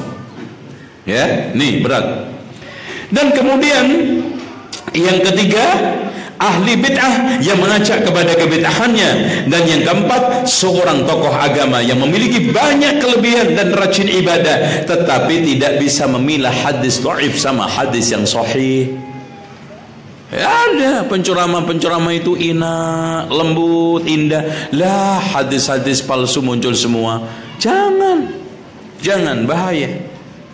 Kelima, muru'ah. Muru'ah ini sikap bid'ah yang memberi dorongan untuk memelihara diri sehingga tetap bertahan di atas akhlak yang mulia, etika yang lurus, dan tidak tingkah laku yang bersih. Makanya Pak, kalau ada ahli hadis suka ngendet kurma satu di pasar sambil jalan, itu muruahnya jelek. Bahkan di antara mereka ada ahli hadis jalan Pak nggak pakai sandal, itu dicacat, atau sering tidak nutup kepala. Kalau sekarang nggak apa-apa antum bukan ahli hadis kok. Antum paling ahli arem-arem. Udah tenang aja antum. Kalau dulu nggak sorbanan cacat Pak, nggak sorbanan cacat, nggak pakai kopiah cacat. Sering ke pasar aja itu cacat. Ini orang ngapain? Ahli hadis sering ke pasar. Nah, isinya pasar apa? Isinya pasar setan. Makanya Rasulullah mengatakan, kalau bisa kamu jangan menjadi orang yang pertama masuk pasar, terakhir keluar dari pasar, karena disitulah tempat pertempuran setan dan setan menancapkan benderanya. Itu. Kadang hobi ke pasar, aneh. Itu. Makanya Rasulullah mengatakan apa? Innallaha yubghidu kulla ja'dhariyyin jawad. Allah itu benci orang yang dungu lagi kasar, sakhabin bil aswaq, suka teriak-teriak di pasar kan. Tanda orang yang dibenci oleh Allah, kenceng suaranya di pasar, di masjid nggak pernah, sekalipun ngantuk. Nah itulah. Nah, perkara yang bisa merusak muru'ah itu ada 2. Pertama, kesalahan remeh seperti mencuri barang yang sepele, atau kurang berharga seperti mencuri 1 bungkul bawang, atau mengurangi takaran beberapa biji gandum. Kedua, perkara mubah yang mendatangkan kehinaan harga diri atau menjadikan harga diri jatuh, seperti kencing di tengah jalan, berbicara secara berlebihan, atau bergurau hingga keluar dari etika. Ini semuanya cacat di dalam muru'ah. Itu makanya sopir-sopir yang kencing di jalan kebelet itu muru'ahnya yang cacat. Tapi nggak apa-apa karena bukan ahli hadis. Lagi-lagi nggak apa-apa ya. Yang penting jangan terang-terangan. Keempat, dhabt. Ya Allah, ini Pak, dhabt itu akurat. Sampai Masya Allah, pernah ada seorang perawi hadis meriwayatkan hadis, hanya tidak akurat di dalam masalah kaitannya dengan lafadznya, ditegur oleh Abdullah ibn Umar. Di sini juga saya turunkan, atau di halaman berapa ini, ya. Ya, di mana hadis tersebut diriwayatkan dengan makna, ya, tidak diriwayatkan dengan lafadznya secara persis dari Rasulullah Sallallahu Alaihi Wasallam. Akhirnya ditegur, ya. Ini ada boleh meriwayatkan hadis dengan makna. Nah ini nih, ya, oke. Kurang 15 menit, ya udah. Di sini ada seorang yang meriwayatkan masalul munafikin kamathalis syatir rabidah bainal ghanamain. Sebetulnya sama makna, secara makna itu sama. Masalul munafikin, perumpamaan orang-orang munafik, kamathalis syatir rabidah, seperti kambing yang di antara dua ghanamain. Jadi kambing kibas di antara dua kambing kacang. Ternyata ditegur oleh Abdullah ibn Umar, tidak seperti itu. Bahkan beliau bersabda, masalul munafik, menghadirkan kalimat mufrad. Tadi jamak. Kamathali syatil a'ira, seperti kambing bingung di antara dua bainal ghanamain, di antara dua kambing, maksudnya kambing yang baru datang. Di sini ditombrok, di sini ditombrok. Sampai seperti itu, akurat babet. Nah, hadirin sekalian, kenapa kita atau seorang perawi itu harus meriwayatkan babet? Babet itu ada dua macam, akurat dalam hafalan dan akurat dalam tulisan. Kenapa? Karena Rasulullah SAW menegaskan, naddarallahu imra'an sami'a maqalati fawa'aha fa'addaha kama sami'aha farubba muballaghin aw amin samin. Semoga Allah menjadikan wajah seorang berseri-seri, kemudian wajahnya berseri-seri karena mendengarkan makalah Rasulullah, hadis Rasulullah, dia hafal dengan baik-baik lalu disampaikan seperti yang dia hafal. Nah, di sini ada masalah kaitannya dengan penelitian ulama terhadap sanad dan matan. Kenapa lebih tajam kepada sanad? Mas, gini Mas, ini yang dikritikin oleh orientalis barat. Pakar-pakar hadis Islam itu kurang berani mengkritisin matan, takut kualat sama Rasulullah, ya, karena nggak berani ngeritik ucapannya Rasulullah. Padahal banyak yang nggak benar, Pak. Sekarang hadis itu, oh, masya Allah, ini kayaknya disandet ya Mas. Itu kita tutup. Ana ingin menyampaikan ini terakhir, habis itu kita tutup. Ya, ini kenapa? Jegrek. Oh, semua apa ke lokal? Enggak. Emang listriknya. Waduh, ini nih nggak benar. Ini masjid dipakai taklim berkali-kali. Harusnya listriknya dipolin. Resmi apa bantol ini? Hah? Resmi nggak Pak? Resmi. Iya. Ya kayak pernah tes. Ya oke. Ya dimatikan aja yang lain. Yang penting saya yang bunyi. Nah itu. Gak apa-apa. Nah ini sekalian, dalam masalah ini kembali lagi masalah kenapa? Karena Imam Abul Ishaq Al-Jawzajani berkata, di antara ahli bid'ah, walaupun mereka melenceng dari sunnah, namun ada yang jujur dan yang lainnya. Imam Al-Iraqi, oleh karena itu Imam Bukhari dan Muslim mengambil riwayat ini. Masalah riwayatan Abu Musa Sulaiman bin Musa berkata, para ahli hadis berkata, janganlah kalian mengambil ini soal masalah kaitannya sanad. Oke. Saya ingin sampaikan secara global. Antum kalau pengen melihat di bukunya halaman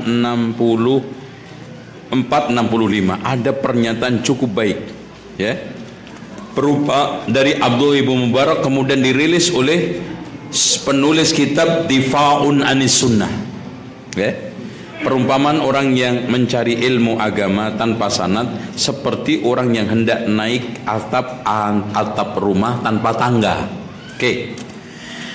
Akhirnya kenapa ulama itu lebih mengkhususkan dalam pembahasan sanad tidak matan?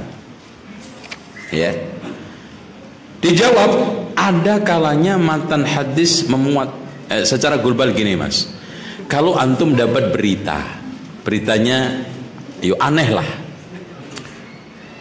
Tapi yang antum terima dari orang yang jujur, nggak pernah dusta, apalagi ulama selevel Syekh Abdul Muhsin, mengabarkan di Madinah ada mata air yang keluar segar sampai membanjiri Madinah. Masya Allah, aneh kan? Tapi sekarang yang membawa berita Syekh Abdul Muhsin, umpamanya ya, umpama ini ya, yang membawa berita orangnya jujur, tidak dikenal pendusta, soleh, ulama. Antum sekarang merem nggak dengan berita yang dibawanya? Merem. Contoh gini aja deh di sini, biar nggak yang jadi ulama di Madinah, nggak yang jadi contoh di Madinah kejauhan. Antum punya teman, masya Allah, bagus, akhlaknya mulia, jujur, akidahnya bagus, ngajinya sudah lama. Mas, saya tadi itu melihat kecelakaan di tol Wonokromo, mobil itu sampai numpuk 5. Mas, aku nggak percaya Mas, tapi sampai ini jujur Mas. Nah kan gitu akhirnya. Yang penting kejujuran perawi. Nggak peduli isi berita masuk akal sementara atau tidak, karena kadang-kadang tidak masuk akal itu perkaranya bukan tidak ilmiah, akalmu terlalu kecil nggak masuk-masuk. Nah itulah. Nah di sini dijelaskan secara rinci oleh penulis kitab Difa'un Anis Sunnah karya Dr. Muhammad Abu Syuhbah. Sangat indah sekali penjelasannya. Kenapa para ulama banyak mempersoalkan sanad tidak matan? Yang penting sanadnya sahih, yang penting sanadnya sekarang itu beres, syarat-syarat perawinya terpenuhi tadi yang saya jelaskan. Karena ada kalanya matan hadis memuat mutasyabihat yang tidak bisa dipahami secara tekstual, sementara vonis akal saja tidak cukup akurat karena keterbatasan akal itu sendiri. Contoh hadis sayap lalat, disuruh nyelupin, ngelihat aja jijik, ya dok. Kan ketika disampaikan, bahkan sampai hari ini masih banyak loh. Sudah ada penelitian di mana di sana ada penawar hama racun masih mencibirkan. Setelah adanya penelitian, contoh Pak, kencing unta diminum. Antum pernah minum? Mana bolak-balik, makanya sehat alhamdulillah. Menurut Rasul, antum nggak nurut Rasul. Lihat ini cemen-cemen. Bentuknya aja nggak ada yang ganteng karena belum minum kencing unta. Itu bolak-balik ya, jamaah umroh kita beritahu nggak percaya. Masa Ustaz? Coba, ya coba. Rasa apa ya? Kencing. Anda jamaah lucu tanya, Ustaz rasa apa? Ya kencing Bu. Coba aja. Masya Allah, ya gaber-gaber. Tapi katanya setelah itu enak Ustaz, seger. Iya. Kelebihannya kencing unta itu satu, baunya sangat kuat, nggak hilang-hilang. Subhanallah. Dan fadilahnya ketika itu kan ada kabilah Uronah, kan dia kembung-kembung kan, untuk menangkis kembung stamina. Dan subhanallah, kenapa Rasulullah menyuruh minum susu unta? Karena ternyata setelah antum minum hilang baunya, hilang. Makanya tangan habis kena bekas kencing unta antum bersihin aja pakai itunya, susunya, minum hilang. Kalau enggak antum diikutin lalat sampai hotel.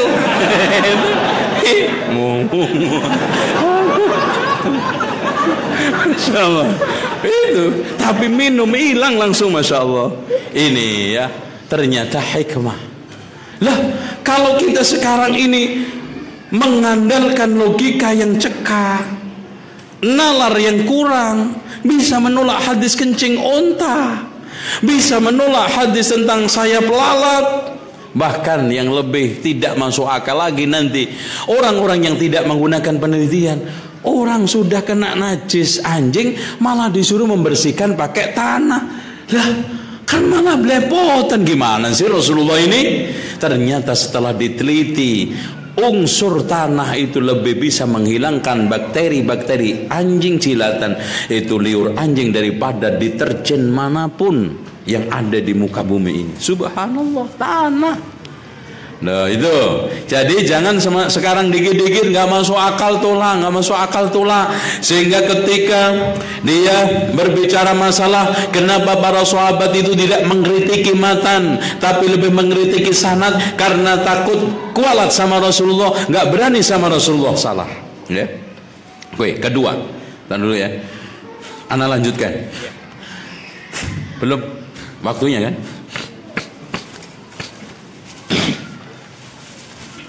Ini nggak penting nanti, yang penting ini.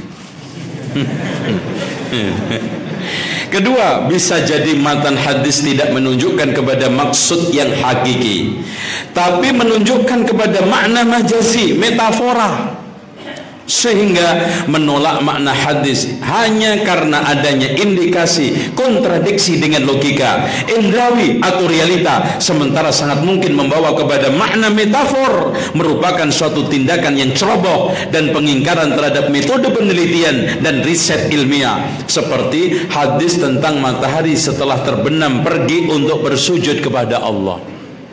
Nggak hakiki, metafor. Maksudnya secara majazi memang matahari terbit terbenam ini tunduk tasbih kepada Allah. Simple. Itu. Sujud bunder ya piye Mas? Ya, gimana menurut antum? Matahari sujudnya ya bang gelundung. Ya, maksudnya matahari ini adalah makhluk Allah yang terbesar aja sujud, maksudnya bertasbih dan tunduk kepada Allah. Loh, metafor indah jadinya. Allah aja mengatakan fas'alu ahla dzikr was'alil qaryata allati kunna fiha wal 'ira allati aqbalna fiha wa inna lasadiqun. Was'alil qaryah, tanyalah kepada kampung. Lah memang ada kampung bisa bicara. Maksudnya penduduk kampung, loh kan gitu. Ada juga satu bait syair yang sering disampaikan orang Arab, syaka ilayya jamali tula sura, untaku mengeluh mengadu merintih kepadaku karena panjangnya perjalanan. Sabra ya jumaili, sabarlah wahai untaku, fakilana mubtala, keduanya kita sama-sama teruji. Ya, untanya apa pernah ngeluh ngomong, Mas kecapean? Ya, maksudnya di sini metafor, dan itu banyak diungkapkan dalam Al-Quran, hadis Rasulullah, sehingga serta merta karena melihat zahirnya kontradiksi merupakan kecerobohan dalam penelitian. Nomor 3, boleh jadi matan hadis bercerita tentang perkara gaib seperti alam kubur, kehidupan tentang akhirat, hari kiamat, maka menolak perkara gaib hanya bersandarkan pada logika, analogi serta realita belaka, bukan suatu sikap objektif seorang peneliti, seperti hadis-hadis membahas seputar masalah nikmat surga. Contoh, ada orang yang menolak siksa kubur, gampang banget sepele, Mas, aku itu bongkar bolak-balik kuburan nggak pernah kelihatan pentungnya malaikat ketinggalan. Wes aku nggak percaya. Nah, ini nalar rendah banget. Padahal kita balik juga dengan logika. Mas, sampai tidur berdua bahkan satu bantal, kenapa yang satunya ngimpi makan sate, yang satunya digigit anjing? Padahal satu tempat. Nah itu. Jadi logika belaka tidak cukup untuk membahas masalah perkara gaib, karena gaib itu larinya ke hati bukan ke otak logika. Berbeda dengan teknologi dan ilmu pengetahuan. Yang keempat, bisa jadi matan hadis memuat berita tentang mukjizat nubuwah. Contoh tentang masalah tadi sayap lalat, contoh lagi tentang masalah liur anjing, bahkan kenapa dibasuh 7 kali, itu nggak nalar. Dengan demikian hadirin sekalian, serta merta Kita menolak matan hadis karena tidak logika dengan alasan perlu dikritisin suatu tindakan dan penelitian yang ceroboh. Dari sinilah sebabnya kenapa para ulama itu hanya memokuskan, bukan berarti tidak memahami makna hadis, bukan dia tidak mengupas. Bahkan ikhwan, kitab yang bahkan ribuan macam judul, bahkan satu judul ada sampai puluhan jilid, itu semuanya adalah hasil ijtihad, kupasan penelitian para ulama, tapi kaitannya dengan hal-hal yang sudah nabrak kemudian menolak hanya karena tidak logis, maka itu bukan kerjaan kita, bukan tugas kita. Bahkan kita terima sami'na wa ta'na, bisa saja belum saatnya sekarang kita membongkarnya, atau nanti, atau kaitannya hal-hal tersebut masuk di dalam perkara gaib. Sudah cukup? Silakan antum pulang. Saya juga capek, ya. Nggak ada pertanyaan juga lebih baik. Ya. Di sini bab keempat ada cukup bagus sekali, kaidah memahami sunnah. Karena ada orang kadang-kadang seenaknya nyomot sunnah dipahami. Ada kaidahnya, saya sampaikan singkat aja. Yang pertama, mengutamakan pemahaman sahabat. Kenapa? Karena beliau-beliau ini sudah dijamin pasti benar, buktinya surganya jelas. Bagaimana antum bisa diterima memilih pemahaman orang yang gak jelas surganya, antum tinggalkan orang yang jelas surganya. Nomor 2, mengetahui asbabul wurud daripada hadis. Kalau Al-Quran asbabun nuzul, kalau hadis asbabul wurud. Seperti contoh pengawinan kurma, antum a'lamu bi umuri dunyakum. Sering dipahami orang kalau memang begitu urusan dunia politik udahlah, jangan kait-kaitkan dengan agama. Rasulullah sudah mengatakan kok antum a'lamu bi umuri dunyakum. Setelah kita kaitkan dengan asbabul wurudnya, oh enggak begitu mas, ini kaitannya dengan inovasi perkara dunia. Contoh antum bikin layarnya TV bunder, boleh. Sekarang anak bosan mas lihat segi 4 terus, anak inovasi bunder. Barangkali juga ban motor antum lihat bunder terus, kayaknya bosan mas, saya akan bikin ban motor atau ban mobil yang inovatif, bikin orang nggak ngantuk, segi 8. Nah itu kan insya Allah antum pergi ke Solo nggak ngantuk. Itu antum bikin, ya barangkali bisa inovasi, boleh. Tapi kalau antum inovasi dalam masalah agama, no, nggak ada. Ya, antum sekarang sholat mau inovasi, ya, usolli, nggak bisa. Ngapain? Ya? Ada orang mau sholat ngapain pak? Asus pak.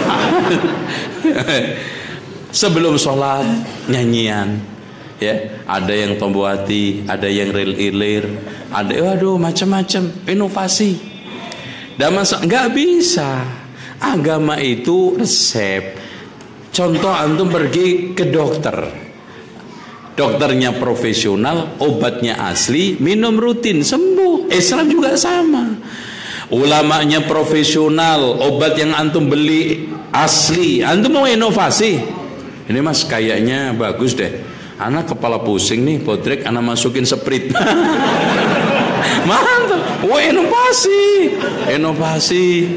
wah biar mantap, wah itu pak, yang namanya agama kalau inovasi, bodrek dimasukin sprit. Makanya ya Allah, di Indonesia ini persis seperti mobilnya. Orang Jepang itu datang ke Indonesia, ngecek ada truk nggak bisa nanjak, ternyata sasisnya ditambah, tingginya ditinggiin. Oh makanya ini sampai ada mobil orang Jepang aja nggak tahu kalau mobil itu Jepang aslinya di permak, di apa itu istilahnya? Iya, divariasi. Sampai orang Jepang tanya, mas ini mobilnya siapa? Lo bikinan antum. Sama, makanya Masya Allah dikatakan oleh Maimun ibnu Mahran, kalau seandainya ada salah satu sahabat dibangkitkan, dihidupkan lagi, disuruh oleh mengecek keagamaan orang zaman sekarang, itu padahal zamannya Maimun loh pak, bukan zaman sekarang, apalagi ke Indonesia. Seandainya Abu Bakar dibangkitkan, kemudian disuruh untuk ngecek keagamaan umat sekarang, tidak dia kenali yang benar kecuali satu, sholat ngadep kiblat. Itu, wah ini benar mas ini, ya. Coba suruh ngecek maulidan, apa mas ini maulidan, nggak pernah aku mas. Ngecek lagi tahlilan, waduh apalagi ini, wono wong tengel iki ngopo, itu dah illallah. Wah Abu Bakar bingung itu, sampai akhirnya capek ngecek sak Jawa Timur sholat di Nidaul Fitrah. Nah ini mas bener sholatnya ngadep kiblat, ya, nggak ngadep Baitul Maqdis gitu loh. Itu betul Pak. Wallahi kalau seandainya di antara para sahabat ini dibangkitkan kembali oleh Allah, disuruh untuk ngecek keagamaan umat Islam, dia tidak kenal kebenaran, cuman satu, sholat ngadep kiblat. Masyaallah. Cukup? Nah, ketiga, merangkai hadis-hadis yang semakna. Jadi tidak bisa kita itu memahami suatu masalah itu hanya satu hadis. Hadis tentang masalah qiraatul Fatihah di salat, antum rangkai. Hadis kaitannya dengan masalah hal-hal yang membatalkan wudu, antum rangkai. Dari situ antum mendapatkan kesimpulan yang benar. Kemudian contoh aja hadis tentang sholat tarawih, itu kan macam-macam itu, kalau dirangkai ternyata nggak ada masalah, kesimpulannya sama. Keempat, mencari titik temu hadis-hadis yang dianggap berbeda. Kadang ada hadis berbeda. Contoh, satu hadis mengatakan memegang kemaluan batal, tapi hadis yang lainnya tidak. Setelah kita cari titik temunya, ternyata tidak ada masalah. Kelima, mengetahui hadis-hadis yang mansukh supaya kita tidak mengamalkan hadis yang dihapus. Keenam, mengetahui gharaibul hadis, karena ada makna-makna hadis yang gharib yang kita tidak bisa kenali pahami kalau tidak mengetahui makna yang gharib tersebut. Kemudian yang ketujuh, merujuk kitab-kitab syarah hadis. Ada Bukhari dengan Fathul Barinya, ada Muslim dengan Minhajnya, ada sekarang ini Sunan Abi Dawud dengan Aunul Ma'budnya, ada Sunan At-Tirmidzi dengan Tuhfatul Ahwadi, dan yang lainnya. Insyaallah antum akan lebih lurus di dalam memahami sunnah. Kedelapan, menguasai sastra bahasa Arab. Itu terakhir. Kalau nggak ngerti Arab, ditafsiri pakai bahasa Jawa, ya menyimpang. Pernah saya juga terkagum-kagum, tapi ya juga lucu sambil kesel. Ada orang yang menafsiri ayat Al-Quran, ya, menjelaskan kultum, ya, ceritanya kultum itu kan tukul terserah antum. Wes pokoknya ngomong apa ya mas, terserah sampean, ya gitu. Namanya kultum, kul terserah antum. Dia membahas masalah teknologi Islam itu, masya Allah. Akhirnya menyitir satu ayat, ya ma'syarul jinni wal insi in istata'tum an tanfudhu min aqtaris samawati wal ardi fanfudhu la tanfuduna illa bisultan. Kita tidak akan nembus sampai luar angkasa kecuali dengan sultan, sains dan teknologi. Jadi sultan itu singkatan sains teknologi, sultan. Ini namanya tafsir godak-gadik, gaduk digali-gali cocok. Berarti tafsir cok gali cok. Itu banyak. Ada yang kadang-kadang dihubung-hubungkan dengan apa namanya nomor ini, kejadian ini, fenomena ini semuanya, dan anehnya sering beredar di YouTube, sering beredar di WA. Ayat ini kaitannya ini, nanti terjadi begini. Gak ada Pak. Quran itu bukan untuk ramalan. Quran ini bukan untuk menentukan nasib zaman, tapi nasib antum di zaman ini supaya baik. Dzalikal kitabu la raiba fihi hudal lil muttaqin. Gitu ya. Allahu a'lam bishawab. Udah? Ya. Ada tanya? Sebaiknya nggak ada ya. Kita tutup. Gimana Pak? Setuju ya?